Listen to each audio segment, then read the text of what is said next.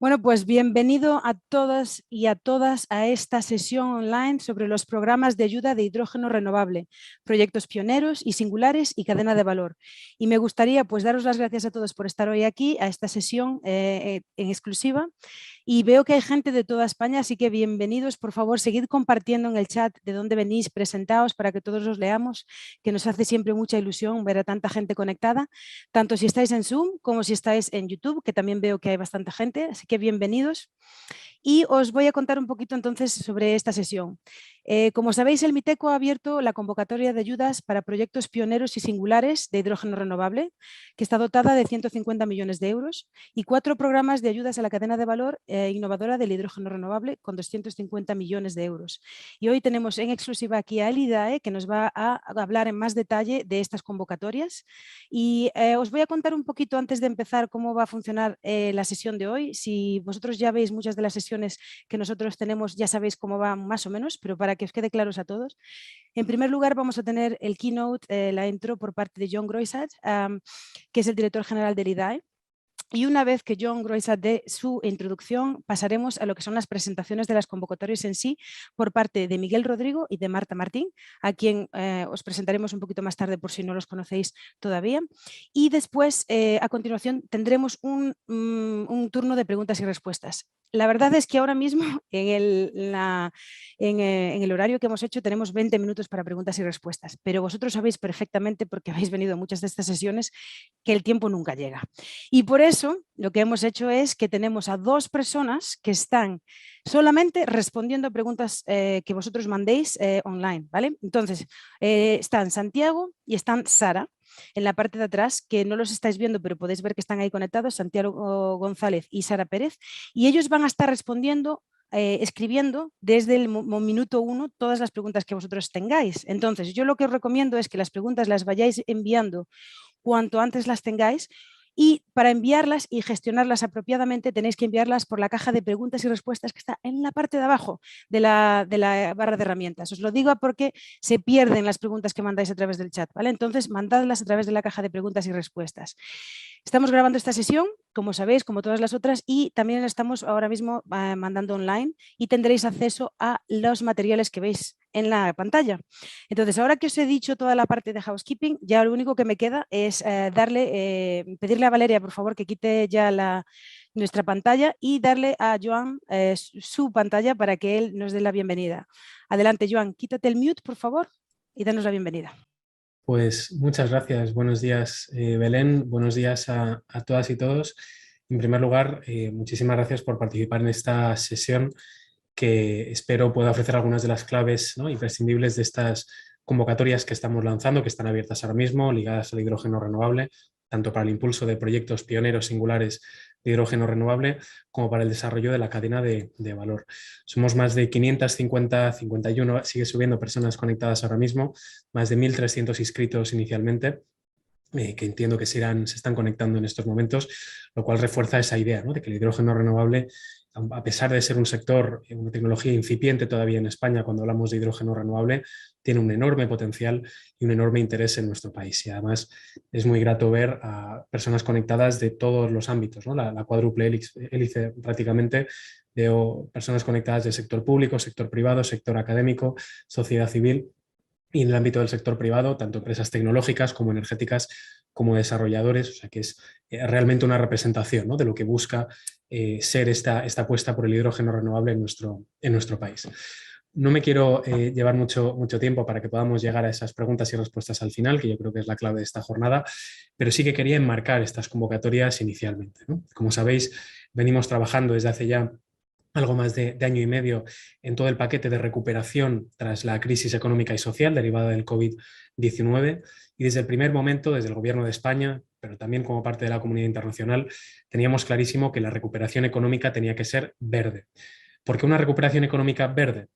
Porque tiene sentido incluso en el corto plazo, es decir, cada euro invertido genera más empleo y más retorno económico que otro tipo de inversiones. Tiene sentido también en el medio y largo plazo, invertir en sectores, actividades infraestructuras que seguirán teniendo relevancia en el medio y largo plazo, es lo que tiene sentido, no invertir en cuestiones que pueden convertirse en activos varados en el corto o medio plazo. Tiene sentido también desde una perspectiva de coherencia y responsabilidad con nuestros compromisos internacionales en materia de crisis climática. Y adicionalmente, y lo hemos constatado por desgracia estas semanas, hemos recordado la importancia que tiene reducir cuanto antes la dependencia energética exterior de nuestro país.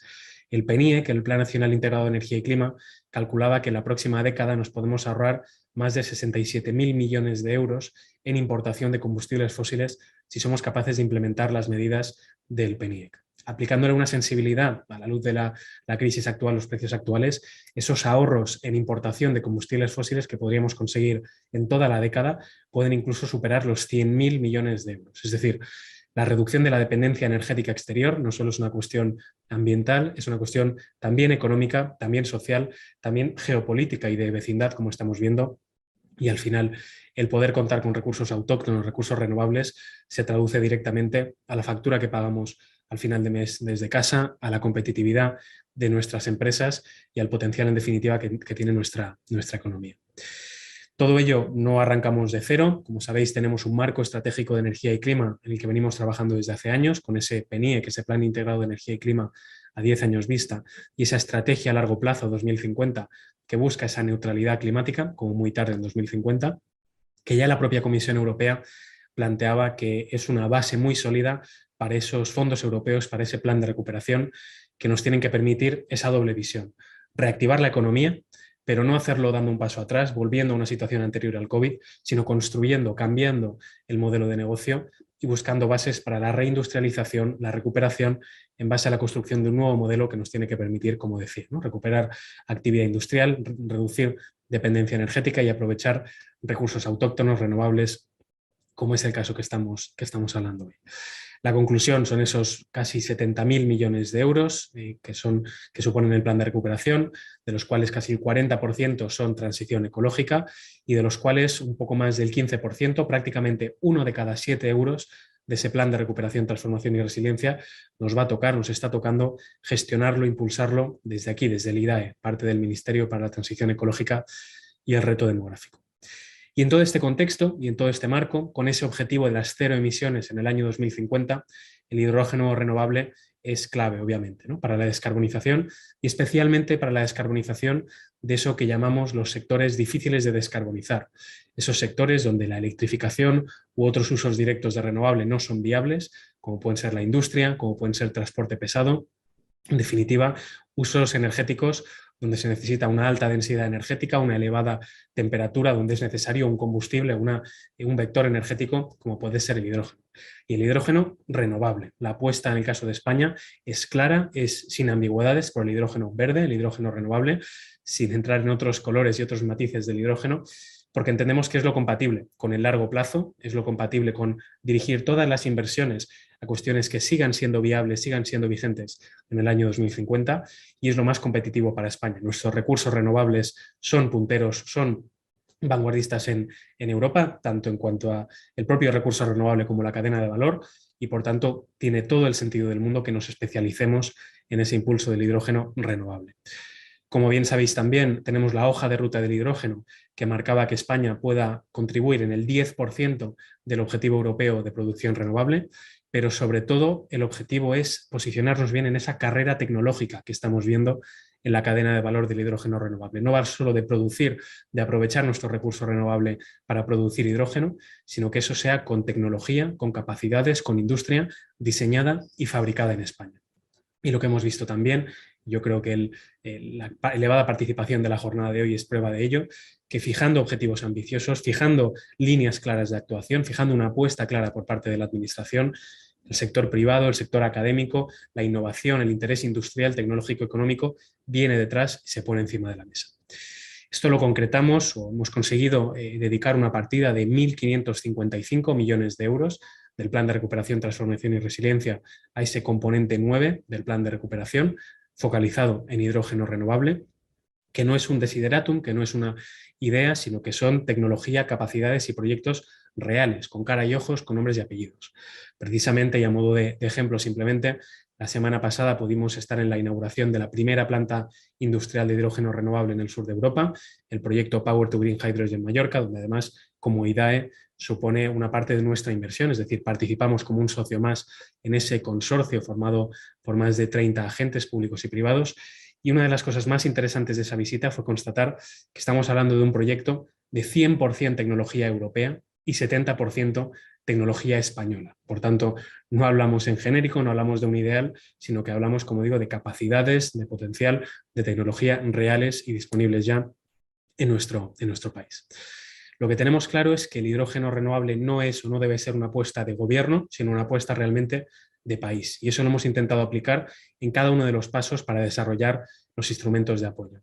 Desde el marco estratégico de energía y clima y esa hoja de ruta de hidrógeno renovable, que salió a consulta pública y pudo contar con la participación de todos los agentes, las manifestaciones de interés que lanzamos ligadas a este componente 9, donde recibimos más de 700 proyectos, 700 ideas, propuestas, planteamientos relacionados tanto con cadena de valor como de proyectos concretos de despliegue e integración de renovables. Y todas esas aportaciones, todo ese contexto previo es lo que nos ha permitido diseñar y lanzar estas primeras convocatorias que hoy contamos en la sesión de hoy. Estas convocatorias, además, antes de aprobarse formalmente, contaron con una consulta pública, con una audiencia de información pública, por tanto todos los agentes pudisteis participar, hacer comentarios, hacer aportaciones, propuestas de mejora, enriquecer esas propuestas hasta ese borrador, hasta ese documento final que finalmente se ha publicado en el Boletín Oficial del Estado y que es la que hoy contamos, en jornadas como hoy, para buscar esa máxima transparencia, máximo conocimiento, para que todos los agentes tengáis toda la información necesaria para plantear los mejores proyectos. Además, lo complementaremos, además de estas preguntas que iremos contestando en directo, con una lista de fax, de preguntas frecuentes y sus respuestas que publicaremos en la página web del IDAE para que haya toda claridad, para que cualquier duda que podáis tener como desarrolladores, como agentes tecnológicos, como impulsores de estos proyectos, podáis tener claro cómo interpretar esas bases y cómo presentar los proyectos. ¿Cuáles son esos mejores proyectos que buscamos, ¿no? Pues una cuestión relevante es que ambas líneas de actuación, tanto cadena de valor como proyectos singulares y pioneros, forman parte del PERTE ERA, el PERTE de energías renovables, hidrógeno renovable y almacenamiento. Y como tal buscan aquellos principios clave, aquellos criterios comunes que van a tener todos los programas de ayuda ligados al PERTE.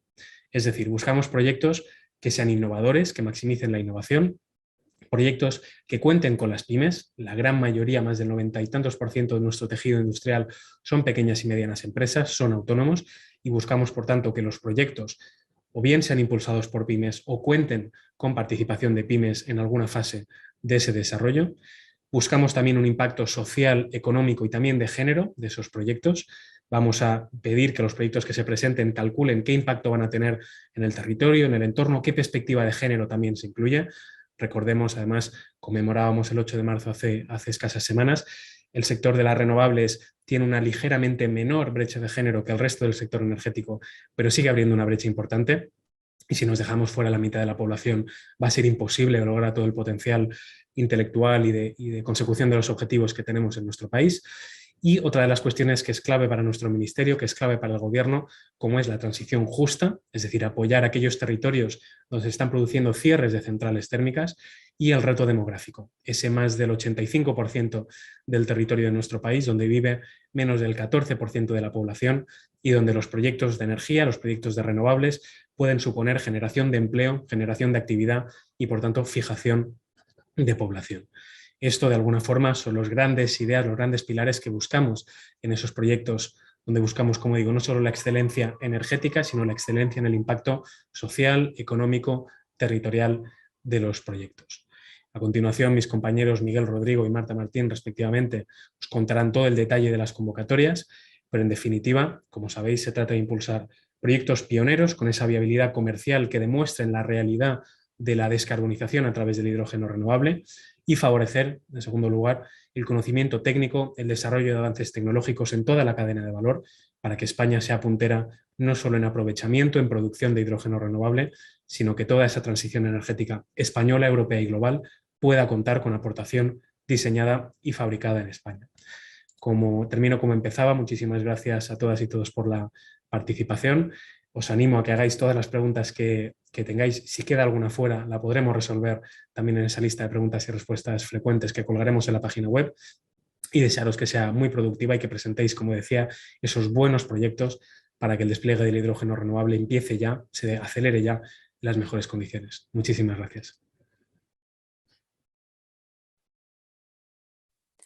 Muchas gracias, Joan. Vamos a poner esto para que nos veamos todos. Muchas gracias, Joan, por darnos este contexto y ya lanzarnos ya para este evento.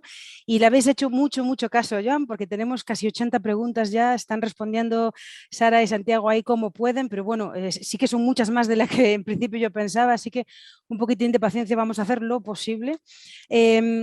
Me gustaría darle primero la oportunidad a Miguel y a Marta para que los conozcáis. Todo el mundo conoce a Joan, pero ahora que conozcáis también a Miguel y a Marta, si no es el caso, ¿os podéis presentar brevemente? Por favor, Miguel, tú primero. Muchas gracias, Belén. Pues buenos días a todos. Yo soy Miguel Rodrigo, soy el jefe de Departamento de Marco Regulatorio y Estrategia Corporativa aquí en IDAE y soy solo la punta del iceberg, porque detrás hay todo un equipo que ha colaborado en la preparación y ha hecho posible estas convocatorias, tanto aquí en IDAE como en colaboración con la Subdirección de Hidrocarburos y Nuevos Combustibles del Ministerio para la Transición Ecológica y el Reto Demográfico. Hola, yo soy Marta y suscribo todas las palabras de Miguel. Soy jefe de servicio en la Subdirección General de Hidrocarburos y Nuevos Combustibles. La verdad es que hemos trabajado codo con IDAE para poder sacar estas convocatorias y sí, yo soy, estoy en el área precisamente de hidrógeno renovable junto con mi jefa de área, Pilar Sánchez, y nada, encantada de abordar después la presentación, después de que Miguel haga la suya, de línea de cadena de valor, ¿vale? Pues muchas gracias a los dos y vamos adelante entonces. Miguel, te voy a pedir por favor que te saques el mute y que prepares tu presentación. Y vamos a empezar, entonces, como os comentaba, pero os lo digo otra vez porque hay mucha más gente de la que había al principio, entonces vamos a tener una presentación de Miguel, una de Marta, vamos a tomar turno de preguntas al final, pero ya hay 90 preguntas que habéis mandado. Tenemos a Sara y a Santiago también que están tratando de responder las más que pueden, así que seguid mandando, de ahí vamos a escoger las preguntas pues un poco que más se repitan, que necesiten más clarificación y hacerlas en directo, pero también, como ha dicho Joan, estas preguntas las vamos a utilizar para el FAQ o Frequently Asked Questions que hay en la web, entonces si tenéis alguna pregunta, pues si la mandáis se va a resolver para mucha gente, no solamente para vosotros, ¿vale? Entonces, os animo a que sigáis mandando a través de la cajita de abajo y Miguel, adelante con tu presentación, te damos el escenario. Muchas gracias, Belén. Pues no sé si la podéis ver correctamente. Está perfecta, sí. Vale, muchas gracias. Pues agradeceros de nuevo la organización del evento, a vosotros y a nuestro gabinete de comunicación, que sé que habéis trabajado duro para hacerlo posible. Yo os quería hablar de la primera convocatoria en España para proyectos comerciales e integrales de despliegue de hidrógeno renovable. Y hago hincapié en las palabras comerciales e integrales, porque en esta convocatoria de proyectos pioneros lo que buscamos ya son soluciones comerciales que se puedan implantar en el territorio. Y buscamos proyectos integrales que combinen la producción del hidrógeno renovable con el consumo de dicho hidrógeno. Seré muy breve con el marco porque el director ya lo ha reflejado muy bien, pero sí quería hacer hincapié en que estamos hablando de una apuesta que es una apuesta europea también, y es una apuesta europea tanto desde el punto de vista industrial, como puso de manifiesto la Estrategia Industrial Europea de 2020, que hace especial hincapié en el hidrógeno, el almacenamiento energético y las energías renovables como ámbitos clave para reforzar la autonomía estratégica de la Unión Europea, como en el ámbito energético, donde también en 2020, en julio de 2020, la Comisión publicó su estrategia de hidrógeno que marca el camino, la hoja de ruta para los próximos 10 años y que era tan ambiciosa que incluía un objetivo de 40 gigas de electrolizadores instalados en 2030, lo cual es un objetivo realmente ambicioso. Y dentro de esta ambición europea hay Estados miembros que ya se han puesto manos a la obra. Es decir, los colegas franceses, los colegas alemanes, los colegas holandeses están lanzando ya convocatorias de ayudas para promocionar el hidrógeno en sus respectivos países.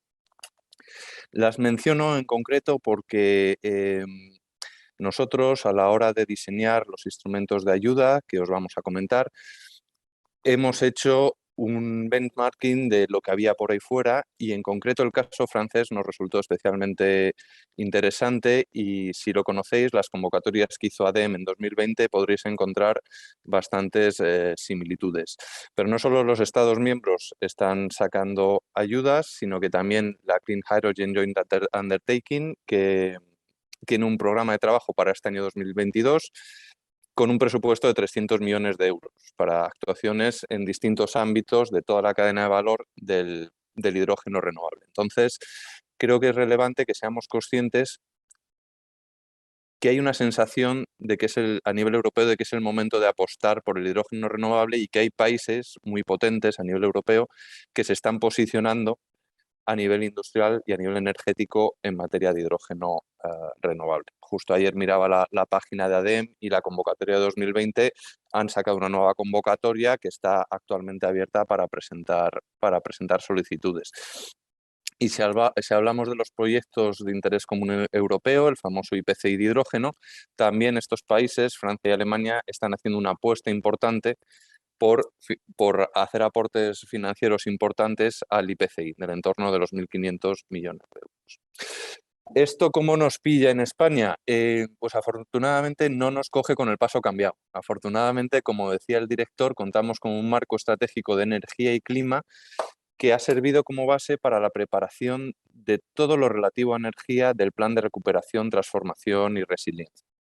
Y en concreto contamos con una hoja de ruta del hidrógeno que lideraron nuestros colegas de la Subdirección de Hidrocarburos y Nuevos Combustibles, que fija objetivos que son coherentes con la ambición de los objetivos que hemos visto a nivel europeo. Pues los podéis ver aquí, pero son el desarrollo de 4 gigas de potencia instalada de electrolizadores en 2030, el desarrollo de hidrogeneras, de autobuses, de líneas de ferrocarril, con foco principalmente en 2 aspectos. Uno, la sustitución de las 500.000 toneladas de hidrógeno fósil que actualmente se consumen en España, principalmente en refinerías, fábricas de fertilizantes y sector químico. Y el segundo foco en la movilidad pesada. Veréis que los instrumentos que diseñamos son coherentes con esas prioridades que nos marca la hoja de ruta del hidrógeno renovable. Y en el caso del hidrógeno, no es como otras áreas, como la rehabilitación energética de edificios que lleva nuestro compañero Fernando García Mozos o la movilidad eléctrica que lleva nuestra compañera Isabel del Olmo. Esas son líneas en las que podemos construir sobre la experiencia, sobre programas anteriores. Es decir, cuando desde el Departamento de Movilidad de IDAE se saca un MOVES 3, un programa de ayuda a la movilidad eléctrica, tienen la suerte de contar con la experiencia del MOVES 2 y del MOVES 1 para construir ese programa. En el caso del hidrógeno renovable, como decía antes, estamos hablando de la primera vez que se convocan en España unas ayudas de esta magnitud para promocionar el hidrógeno renovable. Entonces, ¿cómo se han diseñado? Se han diseñado primero teniendo en cuenta las mejores prácticas a nivel europeo, por ejemplo, los casos de ADEME que os comentaba antes, y segundo, teniendo en cuenta lo que necesitaba el sector nacional. Y en ese sentido, una MDI en noviembre de 2020, a la cual se recibieron más de 500 respuestas, y hemos tenido reuniones con distintos agentes del sector a lo largo del último año y medio. Aparte de la consulta pública específica sobre las órdenes ministeriales, tanto de pioneros como de cadena de valor, que se hicieron el pasado mes de diciembre.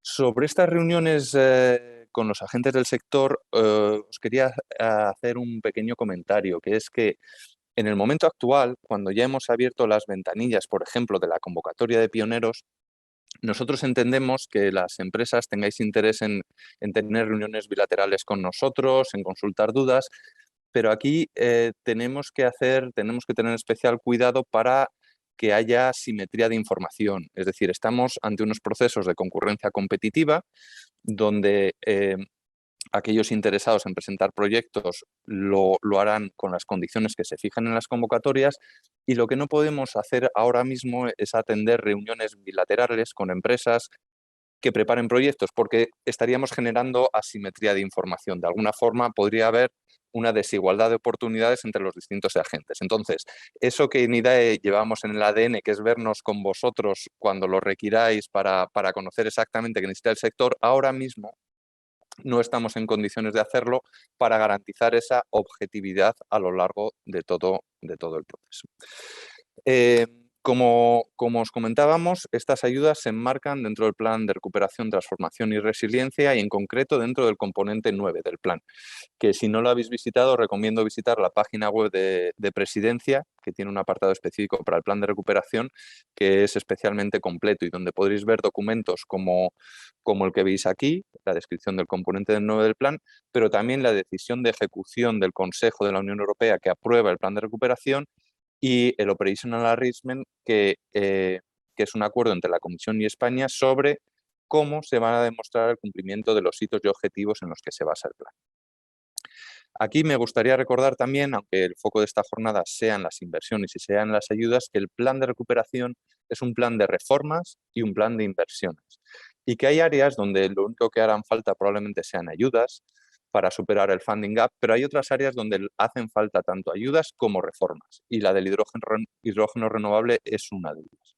Entonces, dentro de este componente tenemos la reforma 1, que es la hoja de ruta del hidrógeno, que tiene dos objetivos específicos que estamos ya en camino de cumplir. Uno de ellos fue la aprobación de la hoja de ruta del hidrógeno renovable, que ya hemos comentado y que ya está aprobada, por lo tanto ese objetivo ya está cumplido. Y hay un segundo objetivo, que es una reivindicación del sector histórica, que es la aprobación de un sistema de garantías de origen de gases renovables. Y ese objetivo está fijado para junio de 2022 y está también en camino de ser cumplido.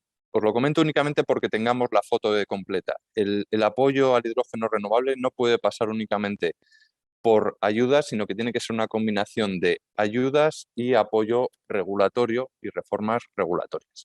El presupuesto de este componente son 1.555 millones de euros y en el año 2021 son 400 millones de euros, que se corresponde con la suma de los programas de ayudas de pioneros, del cual os hablaré yo, y de cadena de valor, que os hablará Marta un poquito más adelante. La inversión 1 del componente 9, tal como la aprobó la Comisión, incluía 4 líneas. La línea 1, que se centraba en toda la cadena de valor innovadora y de conocimiento, que tenía un foco muy importante en I+D+I, y que es de la cual os hablará Marta un poco más adelante. La línea 2, que supone la creación de clústeres o valles de hidrógeno renovable. La 3, que es la de proyectos singulares pioneros, que es de la que os hablaré yo. Y la 4, que se corresponde con el IPCI, que también hemos comentado. Aquí otra reflexión es que se trata de un plan de recuperación. Entonces, nuestro interés era activar lo antes posible estas ayudas para que llegaran lo antes posible a la economía, a las pymes, a los centros tecnológicos, a las universidades, ¿no? Y en ese sentido, es importante que tengamos en mente el Reglamento General de Exención por Categorías, que es la norma europea que regula cómo los Estados miembros podemos dar ayudas a las empresas, y hemos priorizado hacer lo que ese reglamento nos permitía hacer en el corto plazo. Es decir, hemos priorizado lanzar líneas de ayudas como la de proyectos singulares pioneros, que se puede anclar al artículo 41 del reglamento, sin esperar a un proceso de notificación a la Comisión Europea que sería más largo. Ese proceso lo tendremos que hacer en cualquier caso para proyectos como los clústeres o valles de hidrógeno renovable o pioneros de mayor tamaño, porque sabemos que será necesario, pero hemos preferido priorizar en el corto plazo la activación de estas dos líneas de ayudas. Y el plan de recuperación es un plan peculiar cuando hablamos de fondos europeos, porque es un plan que incluye hitos y objetivos. Nosotros, si queremos recibir los desembolsos de la Comisión Europea, de la Unión Europea, en el marco del plan, tenemos que cumplir una serie de hitos y objetivos. Y es importante conocerlos porque eso va a influir en el diseño de las líneas de ayudas que saquemos. En el caso concreto del componente 9, tenemos los objetivos del 131 al 136 que van, como podéis ver, desde el apoyo a un número mínimo de pymes al apoyo de un número mínimo de avances tecnológicos o de clústeres o valles de hidrógeno renovable o de proyectos pioneros. Como veréis, hay una correlación entre las líneas de ayudas de las que vamos a hablar y cada uno de estos hitos y objetivos, que si os interesa, si tenéis curiosidad, podéis consultar en esa decisión de ejecución del Consejo que os comentaba, que aparte en la web de la Comisión está disponible en la web de Presidencia y del Ministerio para la Transición Ecológica y el Reto Demográfico. Muy brevemente, antes de pasar a la línea, decir que el proyecto de la línea de ayudas de pioneros se corresponde con la medida transformadora número 16 del PERTE-ERA, que aprobó el Consejo de Ministros en diciembre del año pasado, y que las líneas de cadena de valor de las que hablará Marta se corresponden con las medidas transformadoras de la 11 a la 14 de dicho PERTE. Entrando ya en materia, en el BOE del 24 de diciembre del año pasado se publicaron las dos órdenes ministeriales que sirven de base a las ayudas de las que vamos a hablar hoy. Si habéis tenido ocasión de verlas, veréis que hay muchas cuestiones transversales, como temas relacionados con conflictos de interés, prevención del fraude, todo lo relacionado con la comunicación en el marco del plan de recuperación, todo lo relacionado con los elementos de control que piden las órdenes ministeriales que aprobó el Ministerio de Hacienda en septiembre del año pasado. Hay toda una serie de elementos que son comunes, pero si tuviéramos que escoger un elemento diferenciador entre estas dos órdenes, es que la de cadena de valor pone el foco en la I+D+I y por lo tanto se ancla a determinado artículo del Reglamento Europeo de Ayudas de Estado, y la de pioneros pone el foco en el despliegue comercial de electrolizadores y sus consumos asociados, con otro artículo asociado de ese reglamento, que esto, como veremos después, tiene impacto en qué tipo de costes vamos a considerar subvencionables en una y en otra línea de ayudas. Aprobada la orden ministerial de las ayudas de proyectos pioneros y singulares, el siguiente paso era que nuestro Consejo de Administración aprobara la primera convocatoria asociada a esta orden. Es importante también, para mandar un mensaje de continuidad, el hecho de que las órdenes se aprueban con un horizonte temporal amplio, de forma que si vemos que las órdenes tienen éxitos, podamos sacar sucesivas convocatorias sin más trámite que volver a pasar por nuestro Consejo de Administración cuando haya pasado un año, porque en este caso el presupuesto de la convocatoria es de 150 millones y ese es el límite que en un año nos permite sacar la normativa europea de ayudas de Estado. ¿A qué objetivos en concreto contribuimos con la convocatoria de hidrógeno renovable para proyectos singulares y pioneros? Pues contribuimos a la financiación de pymes, porque como veréis después hay guiños específicos a la participación de pymes en los consorcios y agrupaciones empresariales. Contribuimos evidentemente al desarrollo de proyectos pioneros de hidrógeno y contribuimos al desarrollo de capacidad de electrólisis autorizada en España. Creemos que por las características, por el diseño de las ayudas tanto de pioneros como de cadena de valor, probablemente con estas dos primeras convocatorias podamos cumplir ya los objetivos 131 y 134, el asociado a pymes y el asociado a proyectos pioneros singulares, que como veis ahí estaban previstos para 2023. ¿Y qué actuaciones vamos a considerar incentivables dentro de la línea de proyectos singulares y pioneros? Pues, en primer lugar, instalaciones de producción y distribución de hidrógeno renovable, incluyendo la instalación de generación eléctrica renovable asociada siempre y cuando esté conectada físicamente. En segundo lugar, los consumos, que pueden ser usos industriales, nuevos usos en transporte pesado, por carretera, marítimo, aéreo y ferroviario, es decir, transporte en un sentido amplio, siempre con foco en la movilidad pesada. Y por último, aplicaciones estacionarias innovadoras. Es importante que entendamos que tienen que ser proyectos integrales que combinen al menos la actuación A que veis en pantalla, es decir, al menos la producción del hidrógeno renovable y además uno o varios de los usos de ese hidrógeno renovable, ya sea actuaciones B, C y D. Y otro requisito adicional que hemos puesto es que la inversión mínima por proyecto ha de ser de 1 millón de euros para conseguir un efecto de escala, porque no olvidemos que uno de los objetivos tanto de la estrategia europea como de la hoja de ruta española de hidrógeno renovable como de estas propias líneas de ayudas es avanzar en la reducción de costes de producción del hidrógeno renovable. Si queremos llegar a los objetivos que hemos visto antes de instalación de electrolizadores, tanto a nivel nacional como a nivel europeo, es imprescindible que seamos capaces de avanzar en la curva de costes de la tecnología de los electrolizadores, ¿no? De la producción del propio hidrógeno renovable. Además de estas actuaciones que hemos comentado, hay una serie de matices. Buscamos un tamaño de electrolizador a partir de 500 kilovatios, un poco relacionado con este argumento de la economía de escala que comentábamos ahora, y un máximo de 20 megavatios. ¿Esto por qué? Porque hay, como comentará Marta después, una línea específica para electrolizadores de mayor tamaño, para electrolizadores por encima de 20 megavatios. Como os decía antes, las instalaciones nuevas de generación eléctrica renovable que estén físicamente conectadas al electrolizador serán elegibles también para ser apoyados en esta línea.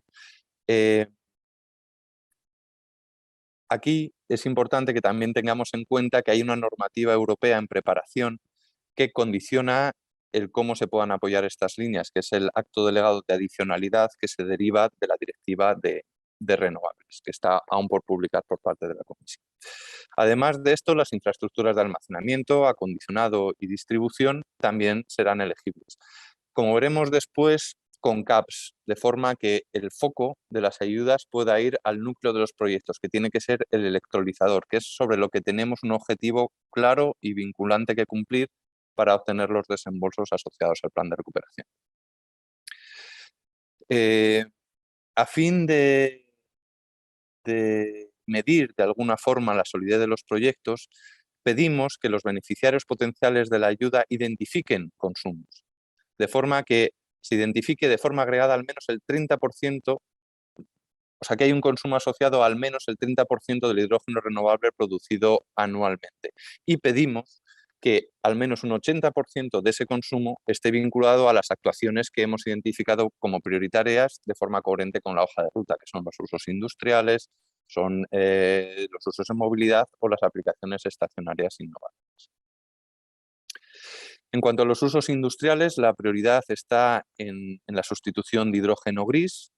Lo que os comentaba antes, esas 500.000 toneladas de hidrógeno gris que se están consumiendo actualmente en determinados sectores industriales, es el ir sustituyéndolas poco a poco es una de las prioridades, pero también damos cabida a la descarbonización de usos térmicos en la industria. Y en este caso, si lo que se produce es la sustitución, por ejemplo, de gas natural en un equipo de combustión, sí pedimos que haya al menos un 30% del consumo de combustible fósil desplazado. Valoraremos ya a nivel de puntuación que sea un valor más alto, incentivaremos con una puntuación que sea un valor más alto, pero este 30% sí es una condición sine qua non que se tiene que cumplir para que pueda ser elegible el proyecto. En cuanto a los costes subvencionables, estamos hablando en esta línea de ayudas principalmente de CAPEX, principalmente de ayudas a la inversión en equipos, donde lógicamente las inversiones en instalación o equipos que permitan producir, distribuir y consumir el hidrógeno renovable serán elegibles. Lógicamente el electrolizador será elegible, pero no solo. También la elaboración de los proyectos técnicos relacionados con las actuaciones será elegible, los costes de la dirección facultativa, los costes de la ejecución de la obra civil con un determinado CAP, un poco por lo que os decía antes, para no perder el foco sobre el núcleo del proyecto, que son los electrolizadores. También será elegible el montaje de las instalaciones y, en su caso, los equipos, materiales, vehículos pesados e instalaciones auxiliares necesarias, así como los costes de gestión de la solicitud y la justificación de las ayudas. ¿Qué no será subvencionable en el caso de las líneas de proyectos singulares y pioneros? Pues todo lo que tenéis aquí recogido. No lo he dicho, pero creo que es evidente. Todo lo que tenéis aquí recogido está en la orden, está en la convocatoria. Lo único que hemos hecho en esta presentación, que tendréis accesible con posterioridad, es extractar aquellas cosas que creemos que pueden ser de mayor utilidad. Entonces, lo único que recoge la convocatoria como costes no subvencionables son los que aparecen por aquí, y me gustaría destacar que no son subvencionables ni los costes de personal ni los costes de adquisición o arrendamiento de inmuebles o terrenos. Las subcontrataciones, no obstante, sí se permiten hasta un importe del 80%, pero los costes de personal propio no son elegibles. Y también es importante que recordemos que en las ayudas europeas siempre hay que perseguir, siempre hay que preservar ese efecto incentivador que se busca, de forma que las actuaciones que se incentiven sean actuaciones nuevas. Es decir, solo serán subvencionables los proyectos que contemplen actuaciones cuya ejecución se inicie con fecha posterior a la fecha de registro de la solicitud de ayuda. ¿Y qué entendemos como fecha de inicio? Pues en el caso de entidades privadas, la fecha del primer compromiso en firme para el pedido de equipos u otro compromiso que haga irreversible la inversión. Los trabajos preparatorios para la obtención de permisos, y esto es importante porque en ocasiones pueden llegar a ser largos, y la realización de estudios previos de viabilidad no influyen a la hora de fijar esta fecha de corte a partir de la cual se considera que el proyecto es elegible. En cuanto a los beneficiarios, hay 3 categorías principalmente. Creemos que por el perfil de proyectos probablemente las 2 primeras sean las más relevantes en el caso de esta convocatoria en concreto. Creemos que son proyectos de índole comercial donde las empresas con personalidad jurídica, ya sean micros, pequeñas, medianas o gran empresas, van a tener un papel muy relevante. Y donde también probablemente los consorcios o agrupaciones empresariales, con o sin personalidad jurídica, van a jugar un papel por el perfil de proyectos que son. Como os decía, son proyectos integrales, donde en ocasiones el productor del hidrógeno y el consumidor no coincidirán, ¿no? Entonces, quizás tenga sentido que aparezca la figura del consorcio o la agrupación empresarial como promotora de determinados proyectos. En el caso de que no tenga personalidad jurídica, sí pediremos, por simplicidad en la gestión, que uno de los participantes actúe como coordinador o representante de dicho consorcio o agrupación. Y también es muy importante recordar lo que os decía antes. Exigimos, no es un puntuable, exigimos que en caso de tratarse de un consorcio o agrupación empresarial, uno de los miembros del consorcio sea una pyme, al menos uno. Un poco vinculado por lo que os decía antes de que tenemos un objetivo específico en el plan de recuperación de incentivar al menos 10 pymes en el marco del componente 9. Además de estos 2 tipos de agentes, el sector público institucional de cualquier administración pública también podrá ser elegible, por ejemplo, una ENA, por ejemplo, que tiene posibles proyectos en el ámbito del hidrógeno renovable, pues podría ser un beneficiario directo de este tipo de las ayudas contempladas en esta convocatoria. En cuanto a las obligaciones, no hemos querido ser exhaustivos en esta diapositiva. Os remitimos al artículo 6 de la orden principalmente, aunque no solo, están recogidos a lo largo de toda la orden. Veréis que hay algunas obligaciones que son de índole más técnico y otras que son más de índole administrativo, y todas son igual de relevantes. Es decir, es igual de relevante lo que veis aquí, que es ejecutar el proyecto cumpliendo el plan de trabajo, programa de actuaciones y de ejecución de las mismas, como el cumplimiento de todo lo relativo a prevención del fraude, conflictos de interés, doble financiación, que recoge la normativa europea y nacional en la materia, ¿no? Entonces, aquí os animaría a que todos aquellos que estéis interesados en presentar una solicitud os miréis con detalle tanto la orden como la convocatoria para entender bien exactamente el alcance de estas obligaciones, que lógicamente siempre que hay unas obligaciones pues hay un régimen sancionador, hay una serie de qué pasa si no se cumplen, ¿no? Y en ese caso está recogido en el artículo 21 de las bases reguladoras.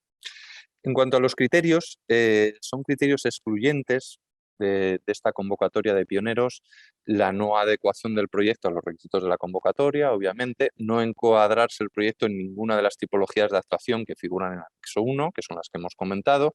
Los proyectos que solo incluyan estudios tampoco son elegibles.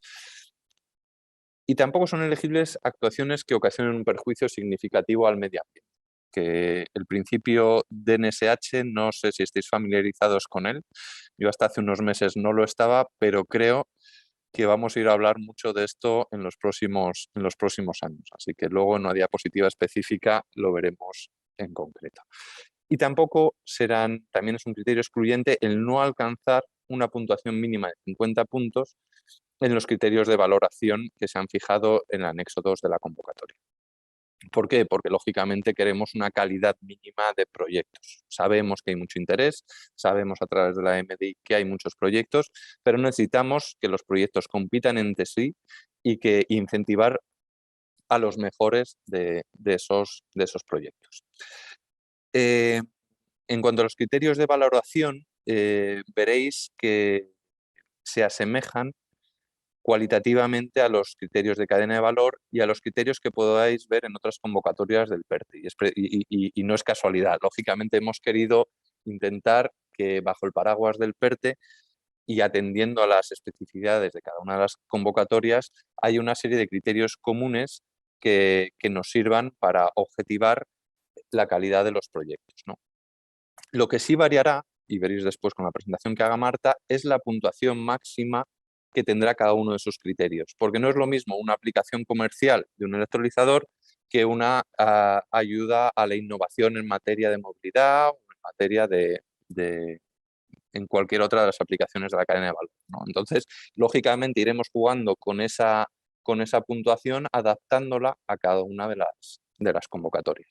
En el caso concreto de la de pioneros, las características técnicas puntuarán un 20% y aquí miraremos principalmente que el uso del hidrógeno renovable sea coherente con los usos prioritarios que queremos promover, que sea un uso diversificado, se valorará positivamente la diversificación y se valorará positivamente el encaje en el contexto y prioridades de la transición energética. Aquí también tendremos en cuenta la cercanía del consumo a la producción, ¿no? Porque si habéis visto la convocatoria, el elemento de vincular producción y consumo territorialmente en una misma ubicación, en un mismo entorno, veréis que aparece en varias ocasiones. La viabilidad económica puntuará, que será la que tenga la puntuación más alta en el caso de esta convocatoria, hasta un 25% de la puntuación, y tiene sentido, porque aquí lo que estamos buscando es aplicaciones lo más competitivas posibles, ¿no? Entonces aquí en este caso nos interesa mucho el ratio de inversión euros por megavatio de electrolizador para comparar unos proyectos con otros e incentivar a aquellos que sean capaces de ser más competitivos. La calidad del consorcio o del solicitante también es crítica, ¿no? Entonces, en el apartado de viabilidad del proyecto, que contabilizará con un 20% de la puntuación total, valoraremos el grado de madurez del proyecto y la calidad del equipo solicitante. La escalabilidad tecnológica y el potencial de mercado, con un 15%, también es importante y tendremos en cuenta pues, tanto la replicabilidad y la escalabilidad, como la relevancia del modelo de negocio, como el potencial de mercado de las nuevas tecnologías, ¿no? Y por último, las externalidades, que incluirán desde la generación de empleo, impacto social y de género, la ubicación del proyecto en zonas de transición justo y reto demográfico en islas y mejoras ambientales o relacionadas con la economía circular del proyecto. Aquí en el anexo 2 de la convocatoria podéis encontrar un poquito más de detalle de cada uno de estos parámetros que evaluaremos en la consulta. ¿Y quién lo va a evaluar? Pues una comisión técnica de valoración que está presidida por la persona titular de la Subdirección General de Hidrocarburos y Nuevos Combustibles de la Secretaría de Estado de Energía, que es José Luis Cabo, y por una serie de vocales. Y aquí me gustaría hacer hincapié en que más allá de que haya representantes de distintos órganos de la Secretaría de Estado de Energía, como puede ser el IDAE, o la Subdirección de Hidrocarburos o incluso de la Secretaría de Estado de Medio Ambiente, como parte del paraguas del Ministerio para la Transición Ecológica y el Reto Demográfico, me parece sintomático que también hay representantes del Ministerio de Industria, Comercio y Turismo. Creo que esto da una muestra primero, del grado de colaboración que ha sido necesario para llevar a cabo el Plan de Recuperación, Transformación y Resiliencia. Y segundo, de la confluencia en esta convocatoria de pioneros de intereses tanto energéticos como a nivel industrial, ¿no? Y creo que el dar cabida en esta comisión técnica de valoración a compañeros del Ministerio de Industria enriquece la valoración que se vaya a hacer de los proyectos. ¿De qué ayudas estamos hablando? Dentro de los 150 millones de ayudas, de presupuesto que tiene la convocatoria, estamos pensando en que la ayuda máxima por empresa y por proyecto sea de 15 millones de euros. Es decir, un proyecto podrá recibir como máximo 15 millones de euros. Empresas que participen en distintos proyectos de forma agregada podrán superar ese valor. pero en un único proyecto el tope, el cap, son 15 millones de euros. Y las intensidades de ayudas máximas pues son las que tenéis recogidas en esta tabla. Están muy vinculadas al tipo de actuación, porque en función del Reglamento Europeo de Ayudas de Estado, en función del tipo de actuación, te permite un tanto por ciento u otro de ayuda, y muy vinculadas al tipo de empresa, un poco por lo mismo, porque así lo regula dicho reglamento. Entonces, en función de que sea pequeña, mediana o gran empresa y el tipo de actuación que esa, os encontraréis unos tantos por ciento subvencionables en el marco de esta convocatoria. He de decir que son valores que se asemejan mucho a los de la convocatoria francesa de ADEME de 2020 que comentaba antes y que bueno, hemos tenido ocasión de saber que en el caso de esa convocatoria han sido suficientes para llevar a cabo los proyectos. Aquí, además, en el caso de actuaciones que se lleven a cabo en islas, en municipios de hasta 5.000 habitantes o en municipios incluidos en convenios de transición justa, estos tantos por ciento se verán incrementados en un 5% adicional. ¿Qué otros condicionantes hemos puesto un poco para orientar que el grueso de la ayuda vaya al electrolizador? Pues subvencionamos la instalación eléctrica renovable físicamente conectada al electrolizador, pero le ponemos un cap, un techo de que sea como mucho el 15% de la ayuda solicitada. Subvencionamos, lógicamente, los usos del hidrógeno, ya sean hidrogeneras o equipos de consumo en industria, pero con un cap del 30% de la ayuda solicitada, y subvencionamos la infraestructura y la logística asociadas con un cap del 5%. Todo ello encaminado a intentar conducir el grueso de las ayudas hacia el electrolizador. Y como os decía, se valorará que la distancia entre generación y consumo, aunque no haya un límite concreto, porque en esa consulta que hicimos en diciembre nos hiciste llegar a la preocupación por cerrar un límite concreto y no queríamos ser excesivamente limitantes en esta primera convocatoria, entre otras cosas porque es la primera y tenemos que ir aprendiendo exactamente cuáles son los límites de este tipo de proyectos. No hemos incluido un valor concreto, pero sí mandamos el mensaje de que fomentaremos aquellos en los que generación y consumo coincidan en el mismo ámbito geográfico. Esta diapositiva, si os soy sincero, la he copiado de Marta, que me compartió antes la presentación, la vais a ver en su presentación también, pero como os decía al comienzo, es que hay elementos comunes, hay cuestiones que son transversales. Entonces, aquí la fase 1 es lo que es distinto de pionero, de cadena de valor, porque sabéis que en cadena de valor aún no se ha abierto la ventanilla. Aquí en pioneros la ventanilla ya está abierta, desde el 7 de marzo se pueden presentar solicitudes. La tenemos abierta 2 meses, hasta el 6 de mayo, y luego hay una serie de pasos, que es la apertura de sobres, el órgano instructor solicita subsanaciones, el plazo de envío de subsanaciones, la comisión técnica se reúne y evalúa, hay una resolución provisional y finalmente hay una resolución definitiva. Y esto, tanto la orden como la convocatoria fijan un plazo máximo de 6 meses para resolver. Os somos totalmente sinceros, va a depender mucho del volumen de solicitudes que lleguen, porque no es lo mismo evaluar 15 que evaluar 200. Entonces, sabemos que tenemos ese tope máximo, intentaremos que sea cuanto antes, pero está muy supeditado al hecho de que sea la primera y que no tengamos una certeza de cuántas solicitudes van a llegar. Por eso es un calendario orientativo. En cuanto a qué os vamos a pedir de plazos de ejecución, pues os vamos a pedir que el proyecto esté finalizado en un plazo de 36 meses tras la notificación de la resolución de concesión de la ayuda. Sabemos que es demandante, sabemos que no es un plazo fácil, pero necesitamos ver este plazo en el contexto de los objetivos que veíamos antes del Plan de Recuperación y Transformación y Resiliencia, que, como habéis visto, incluyen objetivos de apoyo a pymes, objetivos de apoyo a proyectos singulares y objetivos de megas de electrolizador desarrollado, y incluye unas fechas para el cumplimiento de esos objetivos. Entonces, todas nuestras actuaciones y nuestros plazos están condicionados por esos plazos que tiene el plan de recuperación.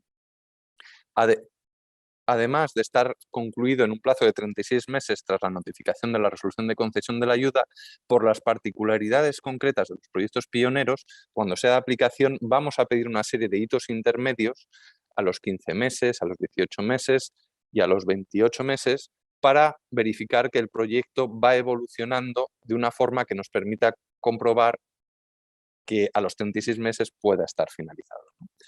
Y en este sentido, también bueno, a haceros ver que sabemos, perdonad que insista, que son plazos ambiciosos, pero que son necesarios para que podamos cumplir con los hitos y objetivos del plan. Ya estoy acabando, creo que me estoy retrasando un poco, pero ya queda poco. En cuanto al principio del do no significant harm, más nos vale a todos que nos acostumbremos cuanto antes a este principio. Ha llegado para quedarse. Es un principio que viene de la normativa europea de taxonomía, de finanzas sostenibles, que inicialmente iba a ser voluntaria para que las entidades privadas y públicas pudieran tener unos criterios homogéneos a la hora de catalogar sus inversiones sostenibles, pero ya en este plan de recuperación la Comisión lo ha exigido como un criterio, como una condición sine qua non para que se financien las actividades del plan. Entonces, todo aquello que se incluya en el plan tendrá que cumplir con el principio de do no significant harm, de no causar un perjuicio significativo al medio ambiente. ¿En qué se traduce en concreto en esta convocatoria? Pues habréis visto que hay un anexo 5, que los solicitantes tendréis que rellenar con una declaración responsable de que se va a cumplir, y adicionalmente en la convocatoria hemos incluido una coletilla en el artículo 11 diciendo que IDRAE podrá requerir toda aquella documentación que sea necesaria a lo largo del proceso para acreditar que se cumple este principio. En concreto, con un guiño especial a las actividades sujetas al régimen de comercio de derechos de emisión, porque la guía europea y la guía española en materia de do no significant harm hacen esa mención específica a ese tipo de actividades.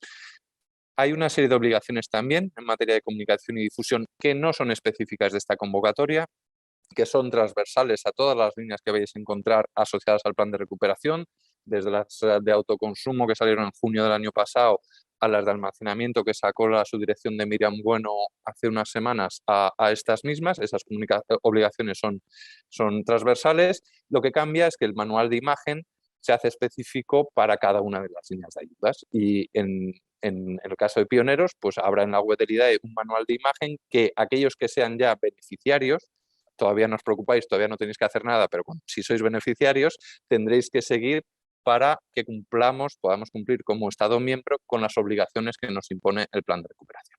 Por último, decir únicamente que las ayudas lógicamente se percibirán por el beneficiario con carácter definitivo cuando se haya verificado la ejecución del proyecto, pero que existe la posibilidad de solicitar anticipos hasta por el 100% de la ayuda concedida. Eso está recogido tanto en la orden como en la propia convocatoria.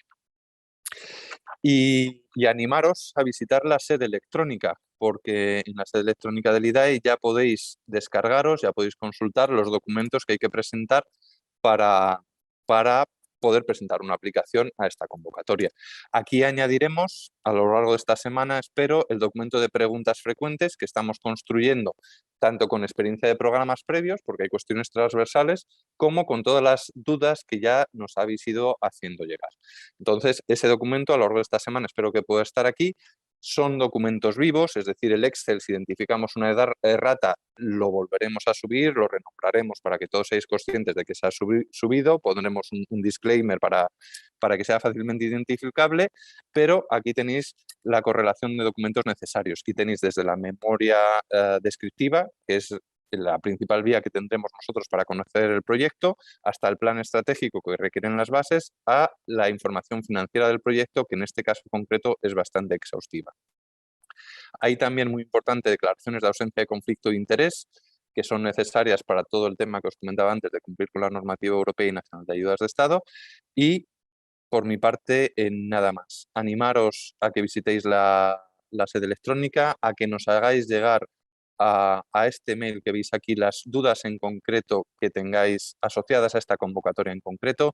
Pediros disculpas si no os vemos bilateralmente hasta que se cierre la ventanilla, pero creo que es comprensible, creo que va en aras del bien de todos que se haga de una forma lo más objetiva y con la mayor simetría de información posible todo este proceso, y a disposición no me da miedo preguntar por el número de dudas que llevamos ya, pero a disposición para contestarnos.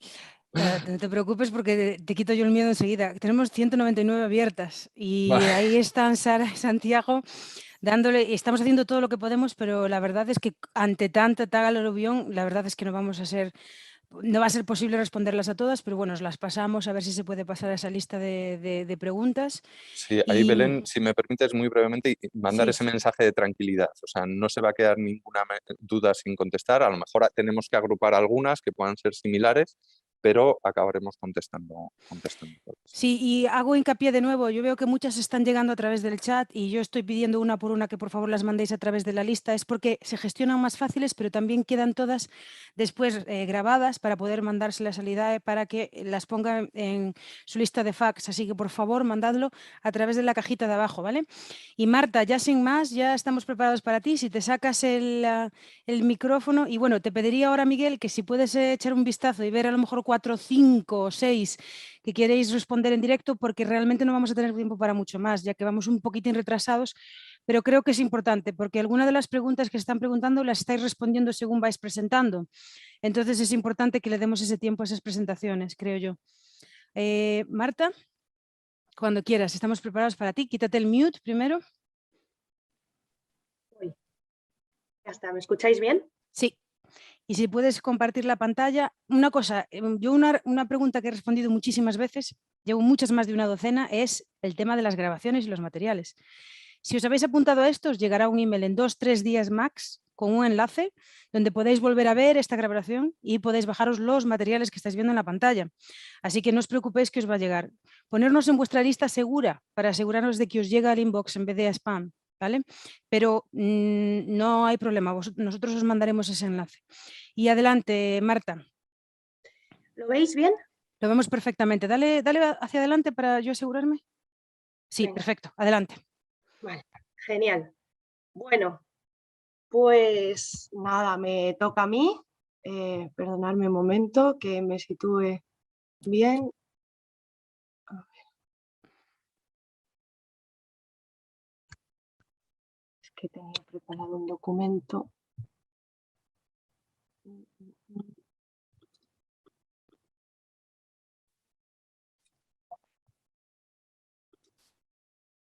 ¿Te podemos ayudar, Marta, de alguna manera?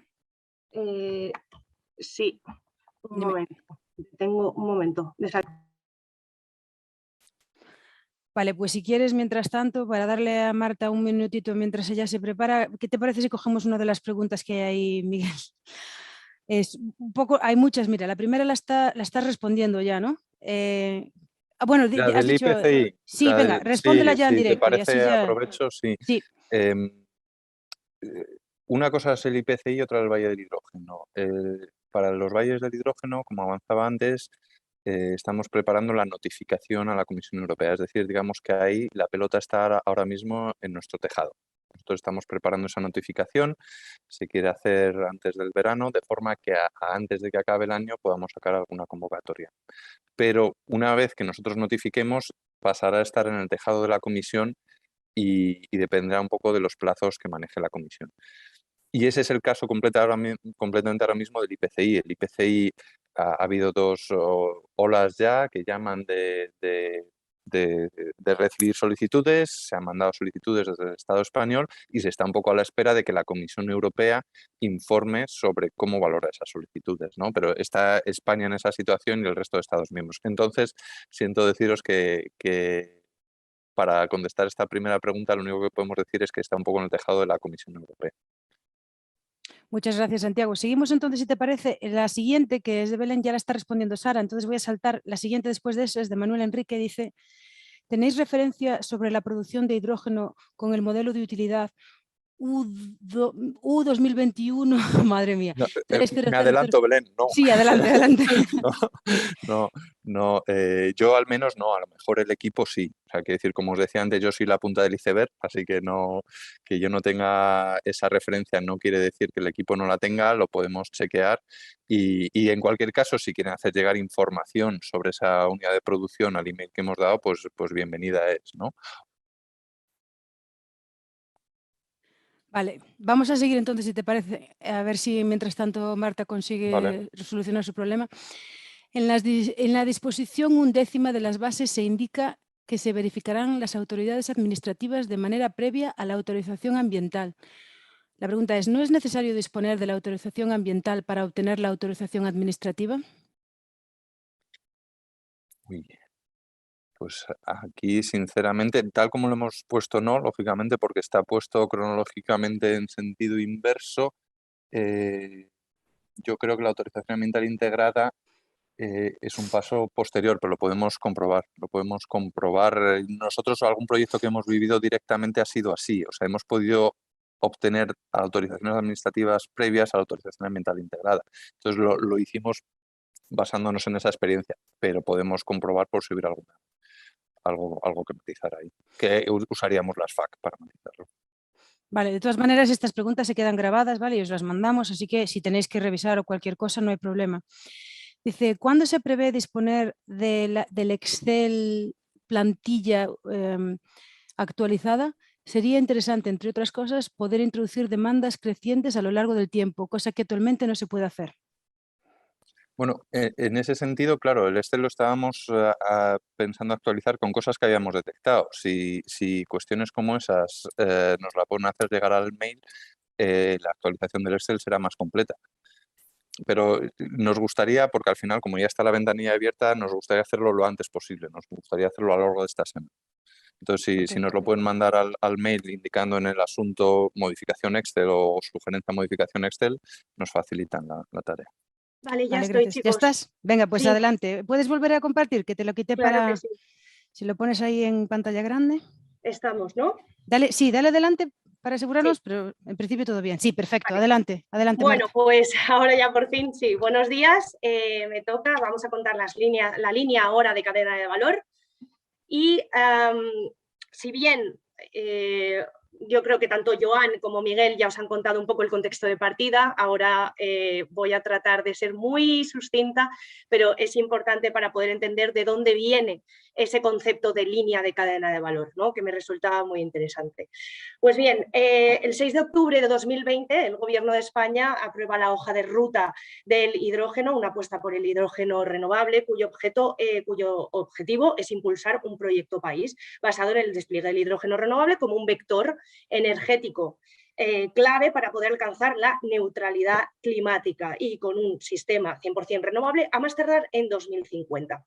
Pues bien, en este documento se identifican esos retos y oportunidades para poder lograr el desarrollo del hidrógeno renovable en España, en línea con la estrategia europea del hidrógeno, y además se fijan unos determinados objetivos que aquí hemos puesto sucintamente, pero son tanto a nivel de potencia, se pretende instalar en España en 2030 al menos 4 gigavatios de potencia de electrolizadores, y se pretende contribuir mínimamente al hidrógeno renovable con un 25% total del hidrógeno consumido en 2030 en todas las industrias consumidoras del hidrógeno. Pero además también se establecen objetivos en movilidad y por lo tanto se pretende lograr la fabricación de 150 a 200 autobuses de pila de combustible de hidrógeno renovable, 5.000 a 7.500 vehículos ligeros y pesados de pila de combustible y 100 a 150 hidrogeneras de acceso público. Por último, se pretende también establecer o crear 2 líneas comerciales de trenes propulsados con hidrógeno en al menos media y larga distancia en vías actualmente no electrificadas, porque si bien la prioridad es la electrificación, para aquellos ámbitos en la que la electrificación no sea posible, entonces recurriremos al hidrógeno. Pero es que además en esta hoja de ruta ya se contemplaba el impulso de la I+D+I, como tratar de fomentar esas tecnologías concretas a través de grandes electrolizadores, y además ya se contemplaban las líneas de financiación de la Unión Europea. Pues bien, a partir de aquí, en octubre de 2020, el Gobierno de España presenta el Plan de Recuperación, Transformación y Resiliencia, ¿vale? Y dentro de este plan ya se anuncia que una de las componentes del Plan de Recuperación y Transformación y Resiliencia va a ser la componente del hidrógeno renovable. Y es más, el 19 de noviembre de 2020 se organiza una jornada donde el presidente del Gobierno interviene y anuncia que para esa componente 9 se van a destinar 1.555 millones de euros. Por tanto, para poder saber cómo deberíamos de instrumentar esos 1.555 millones de euros y cómo determinar esas ayudas, el Gobierno decide lanzar, bueno, más bien el Ministerio de Transición Ecológica y Reto Demográfico decide lanzar una manifestación de interés denominada Proyectos Tractores para una Transición Energética Justa e Inclusiva, Hidrógeno Renovable, y se lanza y termina, perdón, esa convocatoria el 19 de diciembre de 2020. Pues bien, tras un análisis preliminar de esa manifestación de interés, se lleva a cabo, se concluye que hay más de 502 propuestas de proyectos, sobre todo, como veis en el mapa, en Castilla y León, en Andalucía, Cataluña y Valencia. Y además de esos 502 proyectos, casi alrededor de 400 se clasificaban dentro de la tipología número 1, ¿vale? Que es la tipología de cadena de valor innovadora y de conocimiento, I+D+I, o sea, incluye actividades como la I+D+I e incluso primeros despliegues. Bueno, pues bien, todos estos proyectos nos van a ayudar a concretar el ámbito objetivo y el diseño de la componente 9, que nos da lugar a esas 4 líneas de la componente 9. La primera, impulsar la cadena de valor industrial con la innovación y conocimiento, que es la que nosotros vamos a denominar como la línea 1, cadena de valor. La línea 2 será la creación de un clúster de hidrógeno renovable. La línea 3, el desarrollo de proyectos singulares y pioneros de integración sectorial, que esta es la línea de la que os ha hablado Miguel. Y la última son las actuaciones para integrar la cadena de valor nacional y la comunitaria, que es, como muy bien habéis preguntado, aquí se enmarcarían las actuaciones de los procesos IPCI. Posteriormente, en concreto el 24 de diciembre de 2021, el Gobierno lanza el PERTE. El PERTE ERA, que es el acrónimo de energías renovables, hidrógeno renovable y almacenamiento. ¿Vale? Y estas 4 líneas, o sea, al lanzar este PERTE, lo que hace es aunar las diferentes componentes, la componente relativa a renovables, la componente 7, la componente relativa a almacenamiento, la componente 8 y la componente relativa a la componente de hidrógeno renovable, que es la 9, en este macroproyecto. De tal forma que lo importante del PERTE es saber que todo proyecto de hidrógeno va a ser considerado un proyecto PERTE y que al final ser proyecto PERTE tiene beneficios. No solo tiene beneficios para las empresas privadas, sino que también tiene beneficios para el sector público. ¿Por qué? Porque para las empresas privadas, el que el proyecto sea PERTE se reduce en la ganancia de marca reputacional. Y para el sector público aprovecha economías de escala generadas por la difusión de conocimiento de este tipo de proyectos que son tan importantes para España. Ahora bien, el tema es que para que la línea de cadena de valor, que es la línea número 1, pueda recibir efectivamente ayuda, ¿vale? Se tienen que generar, como muy bien ha contado Miguel, una serie de hitos para poder recibir una serie de desembolsos por parte de los fondos Next Generation. Pues bien, esos hitos son, los hitos a los que va a atacar la línea 1 de cadena de valor son 4. ¿Vale? En particular, se tiene que financiar a 10 pymes. En segundo lugar, se tiene que financiar 5 avances tecnológicos o prototipos en la cadena de valor. En tercer lugar, se tiene que mejorar 10 intervenciones en centros de I+D y centros de fabricación. Y por último, se tiene que contribuir a generar 500 megavatios de capacidad de electrólisis autorizada. Ahora bien, la línea 3, pioneros, como os ha contado Miguel, influye tanto en la financiación a 10 pymes como en las 500 megavatios de capacidad de electrólisis autorizada. Por lo que nos podremos preguntar cuál es la diferencia fundamental entre la línea 1, cadena de valor, y la línea 3, que es pioneros. Pues bien, como os ha contado Miguel, la línea de cadena de valor se centra en I+D+I y la línea de pioneros singulares se centra en la madurez.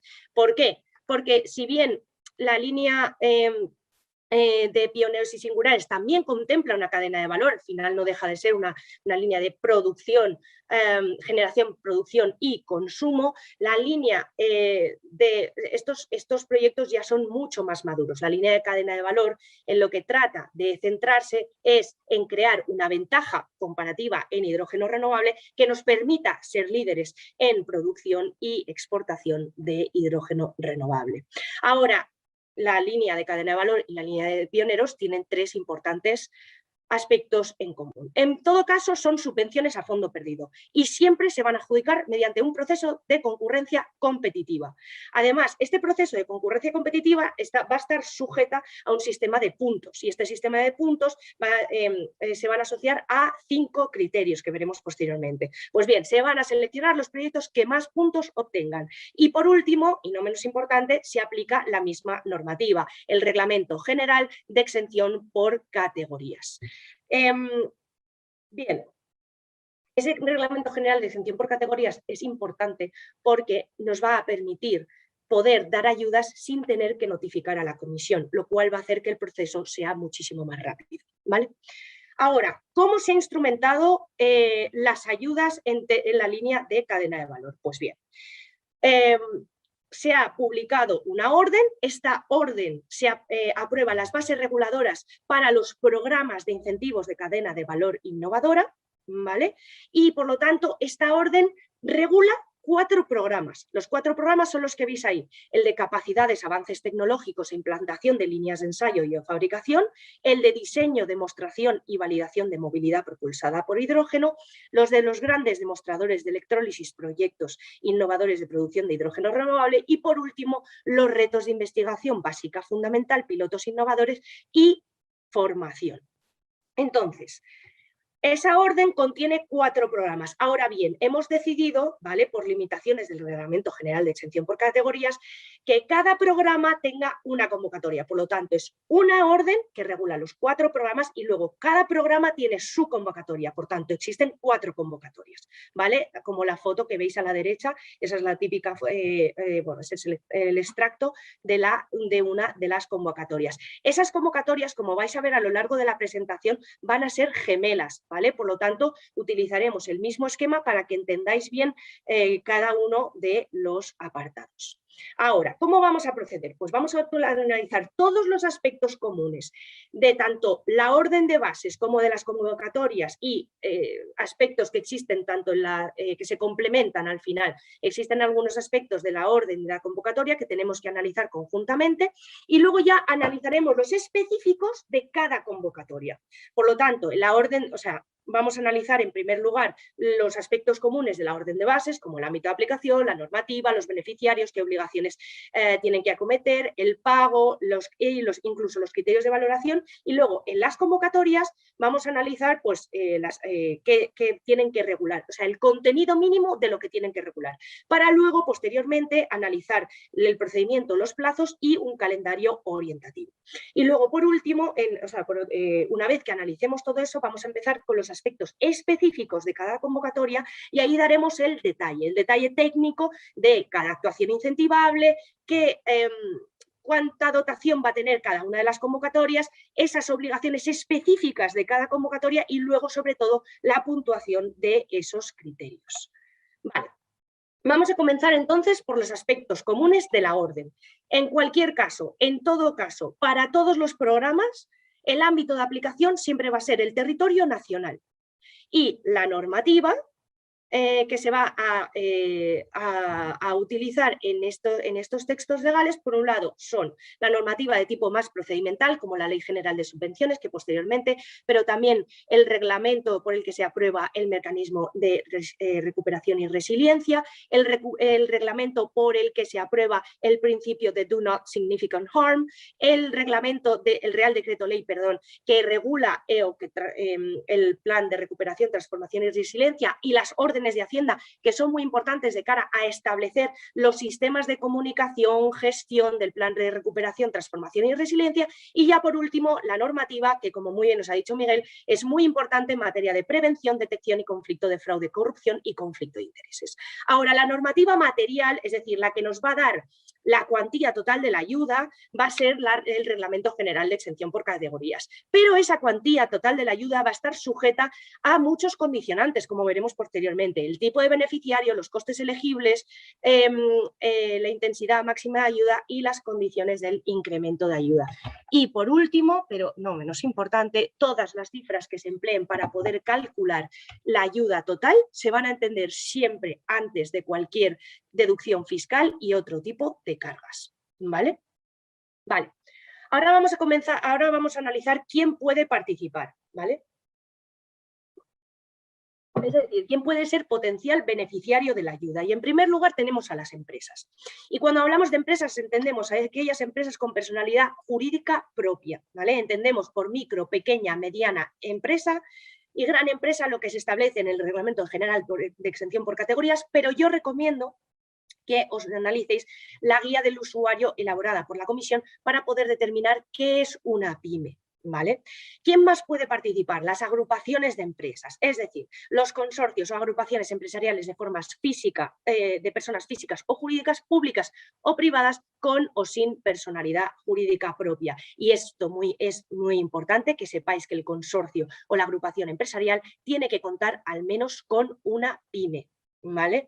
En el caso de no contar con personalidad jurídica propia, es importante que os atengáis al Real Decreto Ley 36/2020 porque os van a determinar cuál es el contenido mínimo del acuerdo de agrupación. Pues tiene que incluir los compromisos de ejecución, los presupuestos, quién va a ser el representante, la organización interna, pero sobre todo quién va a tener la propiedad de los resultados o la protección legal de los resultados, ¿vale?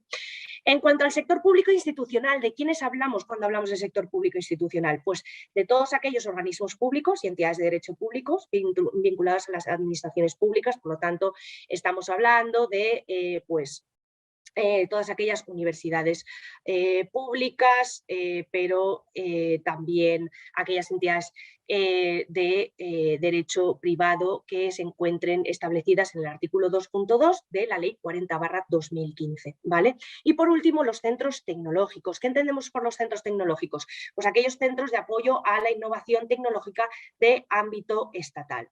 Y ya por último, es importante que si os presentáis como una agrupación sin personalidad jurídica, uno de los participantes tiene que actuar como representante y ese representante va a ser el que reciba la ayuda y el que se le hagan todo tipo de notificaciones, ¿vale? Y ya terminamos con las notificaciones. Perdonadme por la diapositiva, no me he dado tiempo a animarla un poquito más, pero las obligaciones he tratado de desgranar las obligaciones a las que os vais a enfrentar. A ver, comenzando por la Ley General de Subvenciones, tenéis las típicas del artículo 14 y por lo tanto las obligaciones recogidas en ese artículo son la de cumplir el objetivo, ejecutar el proyecto y justificación con la documentación al órgano concedente de la ayuda de que efectivamente habéis llevado a cabo el proyecto o someterse a las actuaciones de comprobación. El artículo 13, muy importante, tenéis que firmar una declaración responsable para demostrar que efectivamente estáis al corriente no solo de obligaciones tributarias sino también de obligaciones de seguridad social. ¿Vale? Luego, hay obligaciones en materia de aceptación. Los beneficiarios tienen que aceptar explícitamente la resolución de concesión. En segundo lugar, el proyecto que remitáis se tiene que realizar conforme a la memoria que habéis remitido y eso es vinculante, ¿vale? Tenéis que hacerlo conforme a los objetivos que habéis fijado en esa solicitud, porque cualquier modificación de las condiciones iniciales o se lo comunicáis a IDAE o perderéis vuestro derecho de cobro. Además, se deberán de adoptar medidas para poder evitar todo tipo de conflicto de intereses, lo que comentábamos antes, para prevenir conflictos de intereses, etcétera. Posteriormente, obligaciones esenciales. La obligación esencial es ejecutar el proyecto, como hemos dicho antes, conforme a la memoria descriptiva. Ahora, después os analizaré todos los documentos que tenéis que remitir de cara a la realización de esta solicitud. Hay que justificar la aplicación de los fondos, hay que mantener la actuación subvencionada durante 5 años, salvo los prototipos que tengáis unas pruebas de tiempo limitada, ¿vale? Existen plazos máximos, como os ha contado Miguel.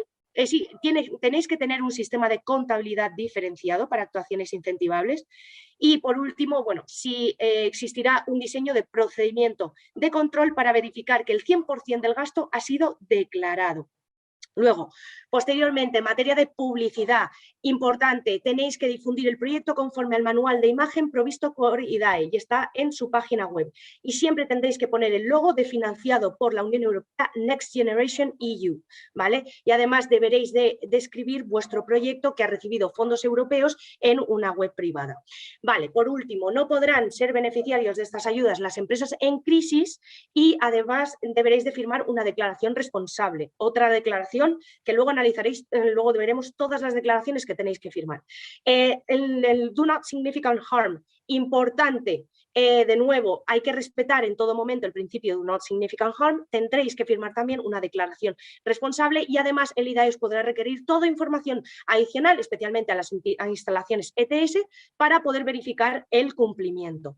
En materia medioambiental hay obligaciones adicionales y sobre todo en materia de Hacienda hay que identificar a los perceptores últimos de fondos. Además hay que darse de alta en el censo de empresarios y profesionales y hay que declarar la cesión y el tratamiento de datos entre los sistemas de ayudas y sistemas de fondos europeos. Y por último, obligaciones en materia de género, porque hay que incorporar los elementos necesarios para poder lograr la representación equilibrada entre mujeres y hombres.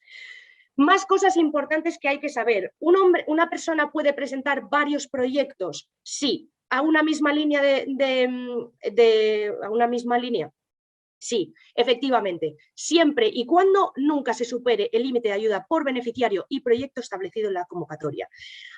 ¿Mi proyecto es compatible con otro tipo de ayudas? La respuesta también es sí. Las ayudas serán compatibles con otras ayudas concedidas para la misma actuación siempre que no se financie el mismo coste de la actuación y no se supere el coste de la actividad incentivable y de forma acumulada las ayudas nunca superen los límites establecidos por el Reglamento General de Exención por categorías. De todas formas, si recibís ayudas complementarias a la ayuda que estáis optando, será necesario justificarlo en la memoria descriptiva, ¿vale?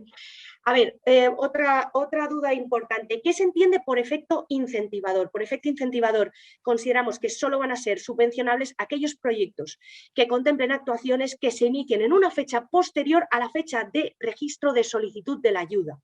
¿Y qué entendemos por fecha de registro de solicitud de la ayuda? Pues para las administraciones públicas la publicación de los pliegos de licitación, para las empresas privadas la fecha de primer compromiso en firme para que suponga la irreversibilidad de la inversión.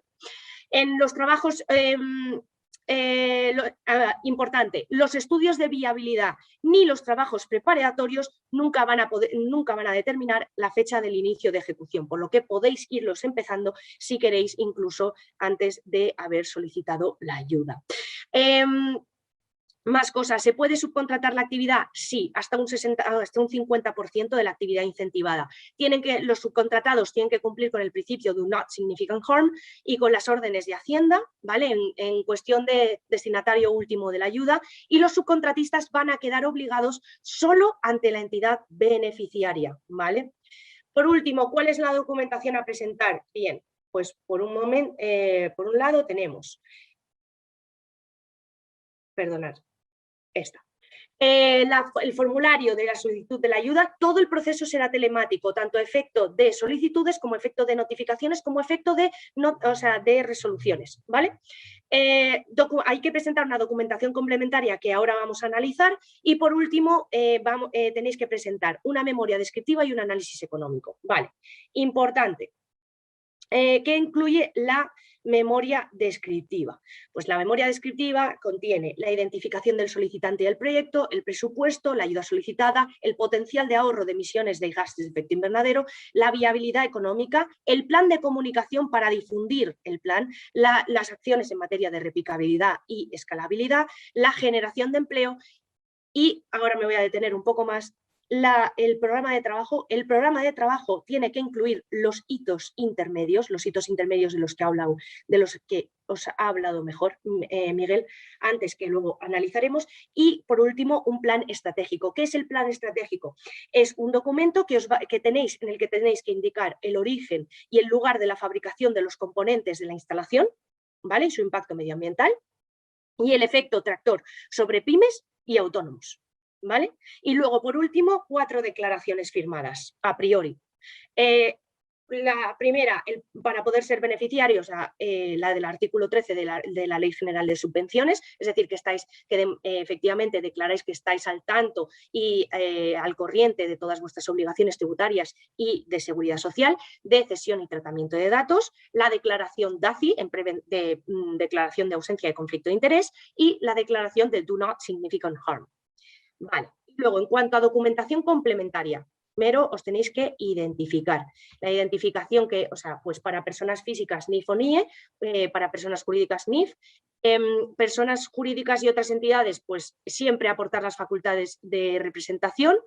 Para aquellas agrupaciones sin personalidad jurídica, pues el documento en el que mostréis cómo estáis colaborando. En agrupaciones empresariales con personalidad jurídica, la escritura de constitución. No hace falta certificado del registro mercantil, con el registro de inscripción del registro del Ministerio de Hacienda basta. El sector público, la declaración responsable que acredite la inscripción a qué administración en concreto. Y para las empresas, lo más importante es que el firmante de la solicitud sea el representante a efectos de notificaciones, de recepción de la ayuda, y por lo tanto se requiere un certificado del registro mercantil, el NIF, el alta en censo de empresarios y, lo más importante, cuando seáis pyme tenéis que acreditarlo.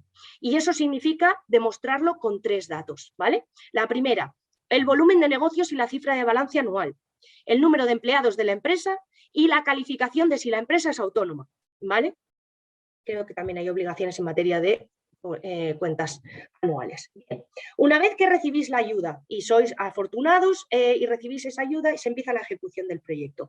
No es hasta la verificación de que efectivamente habéis ejecutado el proyecto y IDAE os ha acreditado esos costes subvencionables que se procederá al pago de la ayuda. Por tanto, el pago de la ayuda es ex post. Si queréis recibirla al principio, deberéis de solicitar un anticipo. Y ese anticipo puede ser hasta el 100%, pero está sujeto a disponibilidad presupuestaria del IDAE, ¿vale?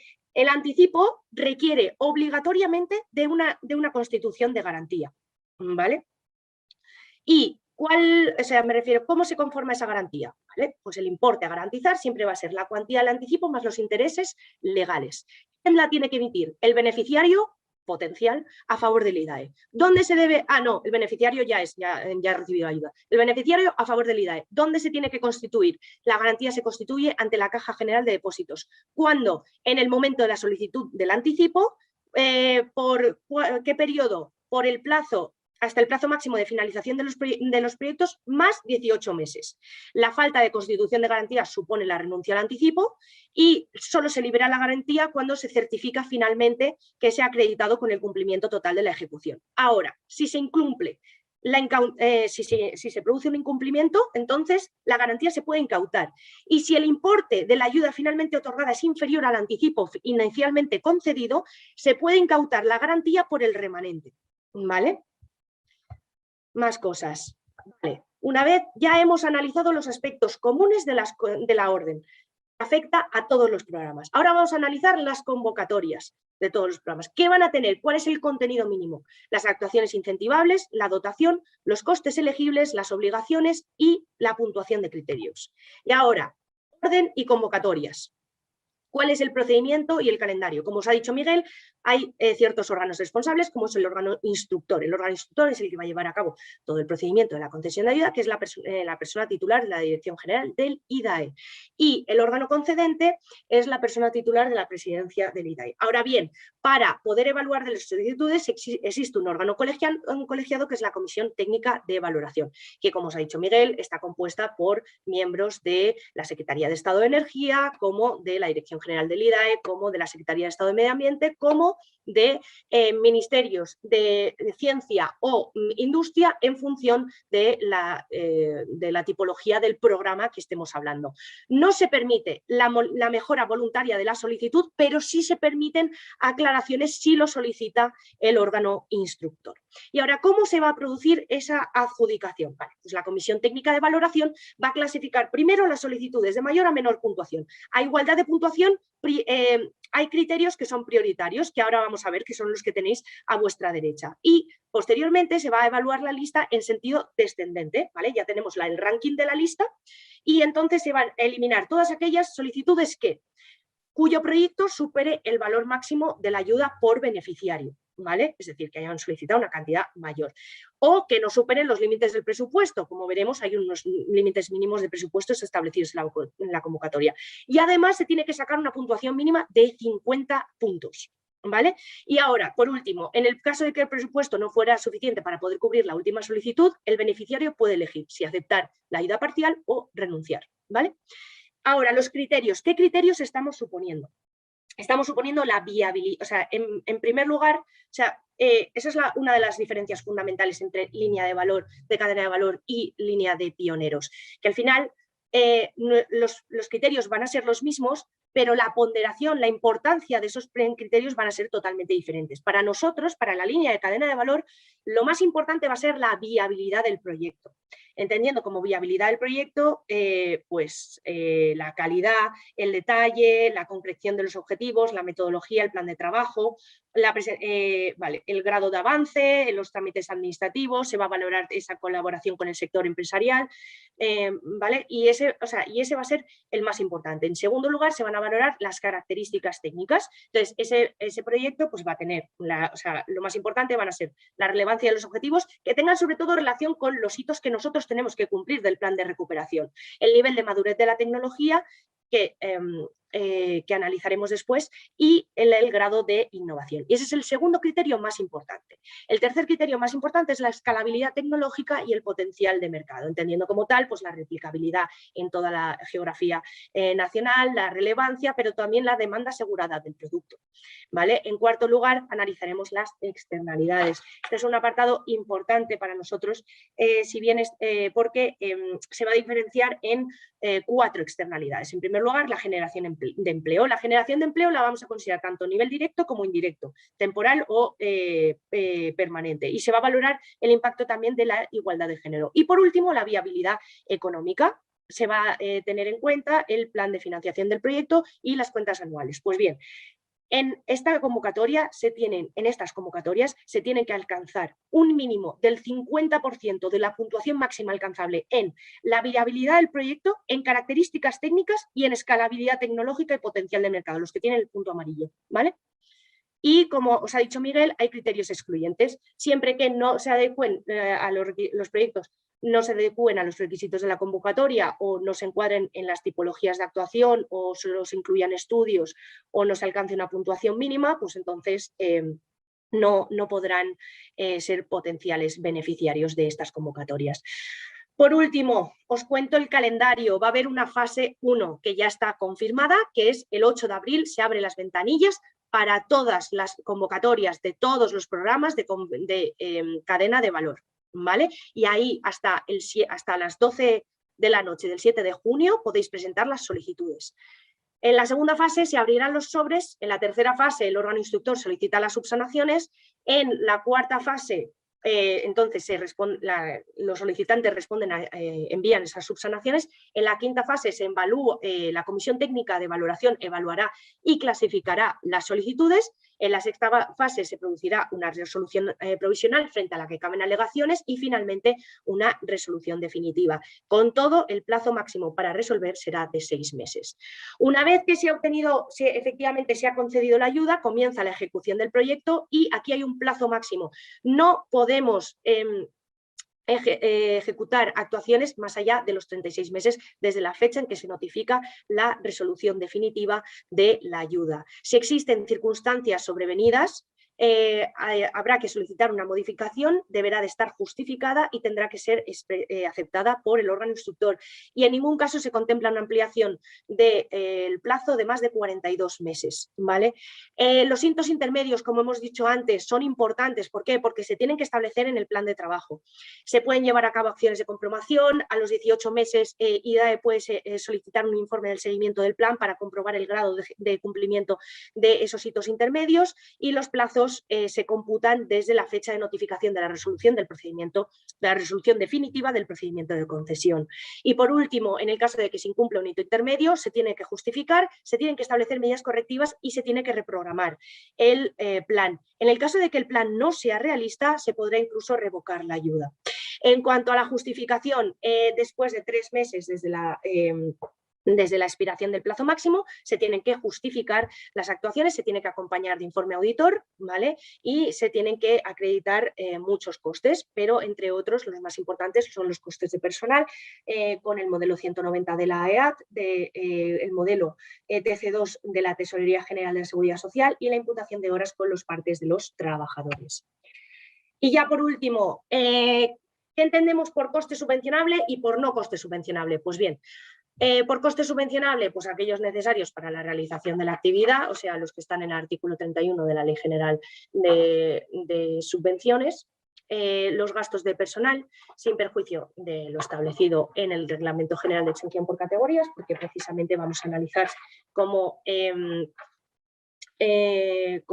existen determinados requisitos para el programa subprograma 1A, y los estudios de viabilidad, pero siempre que se hubieran realizado durante los 12 meses anteriores y que vayan ligado a actuaciones. No se pueden subvencionar estudios de viabilidad sin más.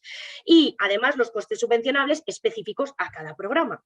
Y por último, ¿cuáles son los costes no subvencionables? Los que no sean considerados como costes subvencionables, los gastos de personal fijo, las autorizaciones administrativas, las multas, los tributos, los costes de adquisición o arrendamiento de inmuebles, los seguros y cualesquiera otros costes financieros. Y ya empezamos con las convocatorias. Bien, a ver, en las convocatorias tenemos el primer programa. Marta, solamente avisarte que nos pasamos un poquito de tiempo, ¿vale? Entonces alguna gente que se tiene que ir, está bien, acaba lo que tienes que decir porque es importante, pero para que sepas que vamos mal de tiempo. Vale. Gracias. Vale. Las capacidades, avances tecnológicos e implantación de líneas de ensayo está dotada con 30 millones de euros, de los cuales el 1A, que son de centros y fabricación de equipos relacionados con la cadena de valor de hidrógeno renovable, tiene 20 millones y el subprograma 1B tiene 10 millones. Y existe una inversión mínima de proyecto de 1 millón de euros. Bien, ¿aquí qué buscamos? Buscamos las instalaciones y los equipos de fabricación asociados a la producción de hidrógeno renovable, al acondicionamiento de transporte y distribución de hidrógeno de manera dedicada, pilas de combustibles y componentes y sistemas para la combustión directa de hidrógeno. Vale, para ser considerados costes subvencionables hay que registrarse como una de las 4 inversiones, como un nuevo establecimiento, como una ampliación del existente, una diversificación de la producción o un cambio esencial del proceso de producción. Y existen 4 tipos de costes subvencionables. Los costes en inversión en activos materiales e inmateriales, es decir, se cubre el CAPEX, los costes salariales estimados con un máximo de 60 euros la hora y además los activos inmateriales estarán sujetos a condiciones, ¿vale? Por último, la generación de empleo. Existen importantes requisitos. Se tienen que llevar a cabo a los 3 años de finalizar, o sea, se tiene que crear a los 3 años de finalizar la inversión. Hay un incremento neto del número de empleados y se tiene que mantener el empleo durante 3 años. La intensidad de ayuda, la intensidad de ayuda máxima será de 7,5 millones, ¿vale? Por empresa y proyecto. Las grandes empresas no pueden participar en este subprograma, solo podrán hacerlo las pymes, que además podrán subvencionar las pequeñas 20% de costes subvencionales y las medianas solo un 10%. En cuanto a las obligaciones específicas, en este subprograma se tiene que justificar muy bien el empleo creado neto en el establecimiento y se puede requerir documentación adicional. En cuanto a la puntuación, como podéis ver en el cuadro, lo que más cuenta será las características técnicas, las externalidades y la viabilidad económica. Bien. En cuanto al subprograma 1B, que son las capacidades vinculadas a la I+D+I, buscamos financiar aquellas instalaciones de ensayo como de componentes, sistemas y equipos auxiliares, como los sensores, detectores, instrumentos de metrología, instalaciones de ensayo y validación de sistemas de compresión. Y es importante decir que no se contempla el apoyo a instalaciones para la inyección de hidrógeno a la red gasista. En cuanto a los costes elegibles, vamos por el artículo 25 del Reglamento General de Exención por Categorías. Por lo tanto, estos costes se aplican no solo a este subprograma, sino a varios que también vayan por ese artículo 25, y serán los costes de personal, instrumental, investigación contractual y gastos generales, entre los que se incluyen costes de materiales y suministros.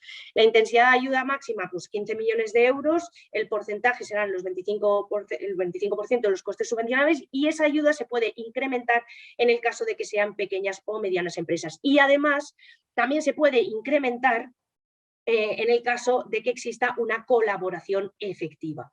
Además, en el subprograma 1B existe algo muy importante y es que las empresas tienen que, para poder justificar que su proyecto es de desarrollo experimental, tienen que solicitar un informe y lo tienen que aportar de la entidad de certificación acreditada por la ENAC para poder justificar ese desarrollo, y además se va a producir tienen que aportar una valoración de su TRL inicial y final. Y en cuanto a la puntuación, lo que más vale es la escalabilidad tecnológica. último, una vez que ya hemos analizado la convocatoria del programa 1, vamos a analizar la convocatoria del programa 2, que es el diseño, la demostración y la validación de la movilidad. Aquí buscamos, esta es una línea orientada efectivamente a esa movilidad, dotada con 80 millones de euros, con una inversión mínima de 1 millón de euros. Las actuaciones incentivables, buscamos innovaciones tanto en los equipos integrados en los vehículos como en la demostración de nuevos vehículos eléctricos. Entonces buscamos vehículos terrestres para mercancías pesadas, de transporte pesado, siempre movilidad pesada, ¿vale? Embarcaciones marítimas y fluviales, material rodante ferroviario, maquinaria de handling. Los proyectos de despliegue no serán elegibles, pero sí serán elegibles las infraestructuras de suministro de hidrógeno que permitan la experimentación con prototipos. Los costes elegibles son los mismos que hemos dicho anteriormente, porque son los costes de personal, instrumental, investigación contractual. Hay una intensidad de ayuda máxima de 15 millones de euros por empresa y proyecto, del 25% los costes subvencionables, y las pequeñas empresas pequeñas y medianas empresas verán incrementada su ayuda. De nuevo, también existe una intensidad incrementada si el proyecto implica una colaboración efectiva. Y también es necesario ese informe por la entidad certificada por la ENAC para poder justificar que este proyecto sí constituye un desarrollo experimental y se tendrá que valorar su TRL inicial y final. En la puntuación lo que más vale es la viabilidad del proyecto y la escalabilidad tecnológica. Vale. Pasamos al programa 3, grandes demostradores de electrólisis, proyectos innovadores. En estos proyectos este programa 3 está dotado con 100 millones de euros, el subprograma 3A con 40 millones, que es el desarrollo y fabricación de un gran electrolizador, y el subprograma 3B, la integración de un gran electrolizador en un contexto operativo industrial, estará dotado con 60 millones de euros. En el subprograma 3A lo que buscamos es un prototipo que incluya elementos de avance con respecto al estado de arte global en aspectos de fabricación y diseño, y por lo tanto el enfoque innovador se tiene que justificar en prestaciones, en el escalado o en los propios equipos del electrolizador, en el sistema de electrólisis. Lo más importante, los proyectos que obtengan ayuda del 3A no se pueden presentar al subprograma 3B. Los costes elegibles son iguales que los que hemos visto en el subprograma 1B y en el 2, porque son también vamos por el artículo 25 y por lo tanto son los costes de personal, instrumental y gastos generales que incluyan costes de material y suministros, entre otros. Y luego la intensidad de ayuda máxima, de nuevo 15 millones de euros por empresa y proyecto, el porcentaje de ayuda máxima es el 25% de los costes subvencionables y se puede incrementar tanto si es PYME como si además implica una colaboración efectiva. En el cuadro podéis tener las intensidades finales de ayuda según sea pequeña, mediana o gran empresa. También es necesario un informe de la entidad de certificación por parte de ENAC y lo que más cuenta, de nuevo, es la viabilidad del proyecto y la escalabilidad tecnológica. En el subprograma 3B, que estamos buscando un demostrador por encima de los 20 megavatios de capacidad de electrólisis y por lo tanto y además que tenga un consumo, una demanda de consumo, es decir, unos off-takers locales dentro de los sectores industriales.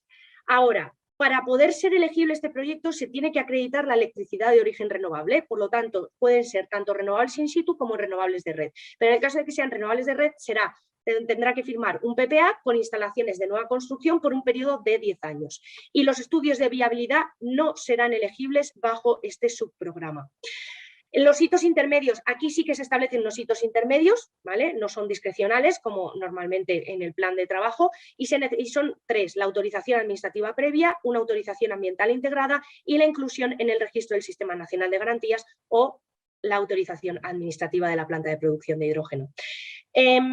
Los costes elegibles, los costes de inversión adicionales relacionados con la inversión del gran electrolizador y todos aquellos costes de inversión adicionales que se van a calcular por referencia a una instalación menos respetuosa con el medio ambiente, que para nosotros va a ser la instalación de reformado de vapor de metano de potencia equivalente. ¿Vale? Luego hablamos de 45% de costes subvencionables, es decir, un máximo de 15 millones de euros por empresa y proyecto que se puede incrementar tanto para pequeñas como medianas empresas. Y aquí lo que más vale es la viabilidad del proyecto. Vale, y ya por último pasamos al programa 4, que son los retos de investigación fundamental, que estará dotado con 40 millones de euros. La inversión mínima aquí cambia, es de 500.000 y además se incluye la formación en tecnologías habilitadoras clave. Entonces, aquí únicamente vamos a incluir solo para esta convocatoria investigación industrial y desarrollo experimental, no investigación experimental, ¿vale? O sea, se incluye todo tipo, pues, de avances en, pues eso, en producción en base a bioprocesos, en fotosíntesis artificial, y también se apuesta por la formación, por el establecimiento de centros de excelencia, ¿vale? Y programas de formación en centros FP. Existe una serie de costes elegibles, que son los del artículo 25, por lo tanto ya los hemos contado. La intensidad de ayuda máxima aquí varía: 15 millones si es desarrollo experimental, 20 millones si es investigación industrial y 2 millones por proyecto de formación. Y el porcentaje de ayuda máxima también cambia: 50% si es investigación industrial y 25% si es en desarrollo experimental. De nuevo, el incremento tanto para pequeñas y medianas empresas como para colaboración efectiva, pero aquí es más importante, si cabe, el informe de la entidad de certificación acreditada por la ANAC, porque tiene que diferenciar efectivamente si el proyecto es de desarrollo experimental o de investigación industrial. Y, por supuesto, en aquí lo que más vale es la viabilidad del proyecto. Y con esto hemos terminado. Muchas gracias por su atención y si tenéis dudas nos podéis escribir al buzón de hidrógeno renovable del Ministerio. Muchísimas gracias, Marta. Soy consciente, bueno, los dos habéis hecho un gran trabajo hablando también muy rápido porque había muchísimo que cubrir. Yo creo que de ninguna de las maneras con el tiempo que teníamos preparado nos iba a llegar. Así que me alegro de que habéis tenido la oportunidad de hacer la presentación en detalle. No nos queda mucho más tiempo porque ya nos hemos pasado un poquito bastante de la hora, pero sí que he estado viendo las preguntas que hay, que por cierto, os quería decir que llevamos casi un 30% de las preguntas respondidas. Muchas gracias, Santiago, muchas gracias, Sara, y muchas gracias también, Miguel, por haberles echado una mano. Os recordamos que les vamos a pasar todas las preguntas a la IDAE y que las van a añadir en su FAQ, en su web, para que le podáis echar un vistazo más adelante, ¿vale? Os recordamos que os mandamos un enlace con las grabaciones y los materiales. Pedirle a Miguel y a Marta, por favor, que nos mandéis los materiales ya mismo que tenéis. Los ponemos en PDF para hacerlos disponibles cuanto antes mejor. Y una pregunta nada más. Yo tenía aquí varias apuntadas, a ver si teníamos como 5 minutillos, pero la realidad es que no los tenemos y que como quedan 200 sin responder, tampoco me parece muy posible escoger una y no otra, ¿no? Por así decirlo. Entonces, una que sí que me parece que le va a interesar a todo el mundo es: ¿cuándo creéis que estarán las FAQs en la web? ¿Y de dónde está esa web para que todo el mundo las pueda ver? Si me respondéis a esas dos cosas, ya nos damos por vencidos y acabamos esta sesión. Entonces, Miguel, Marta, ¿cuándo tendréis las FAQs y dónde las podemos ver? No te escuchamos a ti, Miguel. Si queréis disparo yo primero, pues Sí. vamos un poco por orden de prioridad, es decir, dado que Pioneros ya ha abierto la ventanilla, vamos a intentar tener esta semana ya las FAQ de Pioneros. Y en una de las respuestas creo que he puesto el enlace a la sede electrónica de IDAE, me parece, y creo que alguien lo está poniendo por ahí también. Entonces esa será la ubicación. Ahí es donde las tendremos. Vale, José Luis lo acaba de poner, pero os lo pongo yo. Uy, no, esto no es, perdón. A ver, espera, que la voy a copiar y la voy a ver si la puedo mandar a todos. Pero he copiado otra cosa que tenía de antes. Ahí, a ver, ahora sí creo que sí. Ya entonces todos tenemos acceso. ¿Hay alguna otra cosita que queréis decir antes de irnos?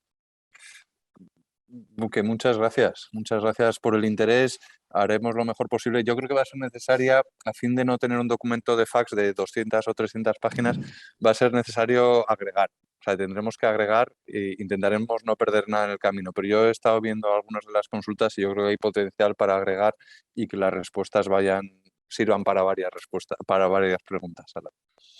Pues una cosita más, yo también, si tenemos los links exactos de las FAQs, estamos encantados también de pasarlas a todo el mundo a través de un email. Lo único, claro, vamos a mandar un email en 2 días más o menos, chicos, con las grabaciones y los materiales, ¿vale? Pero si queréis siempre se puede mandar otra después si lo consideráis necesario.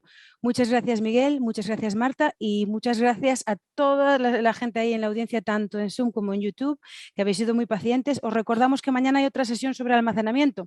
Lo digo por si este es otro negocio que en el que se estáis metiendo, y ahí vamos a hablar también, va a haber representación del IDAE y del MITECO hablando sobre las ayudas de las convocatorias del almacenamiento en la innovación.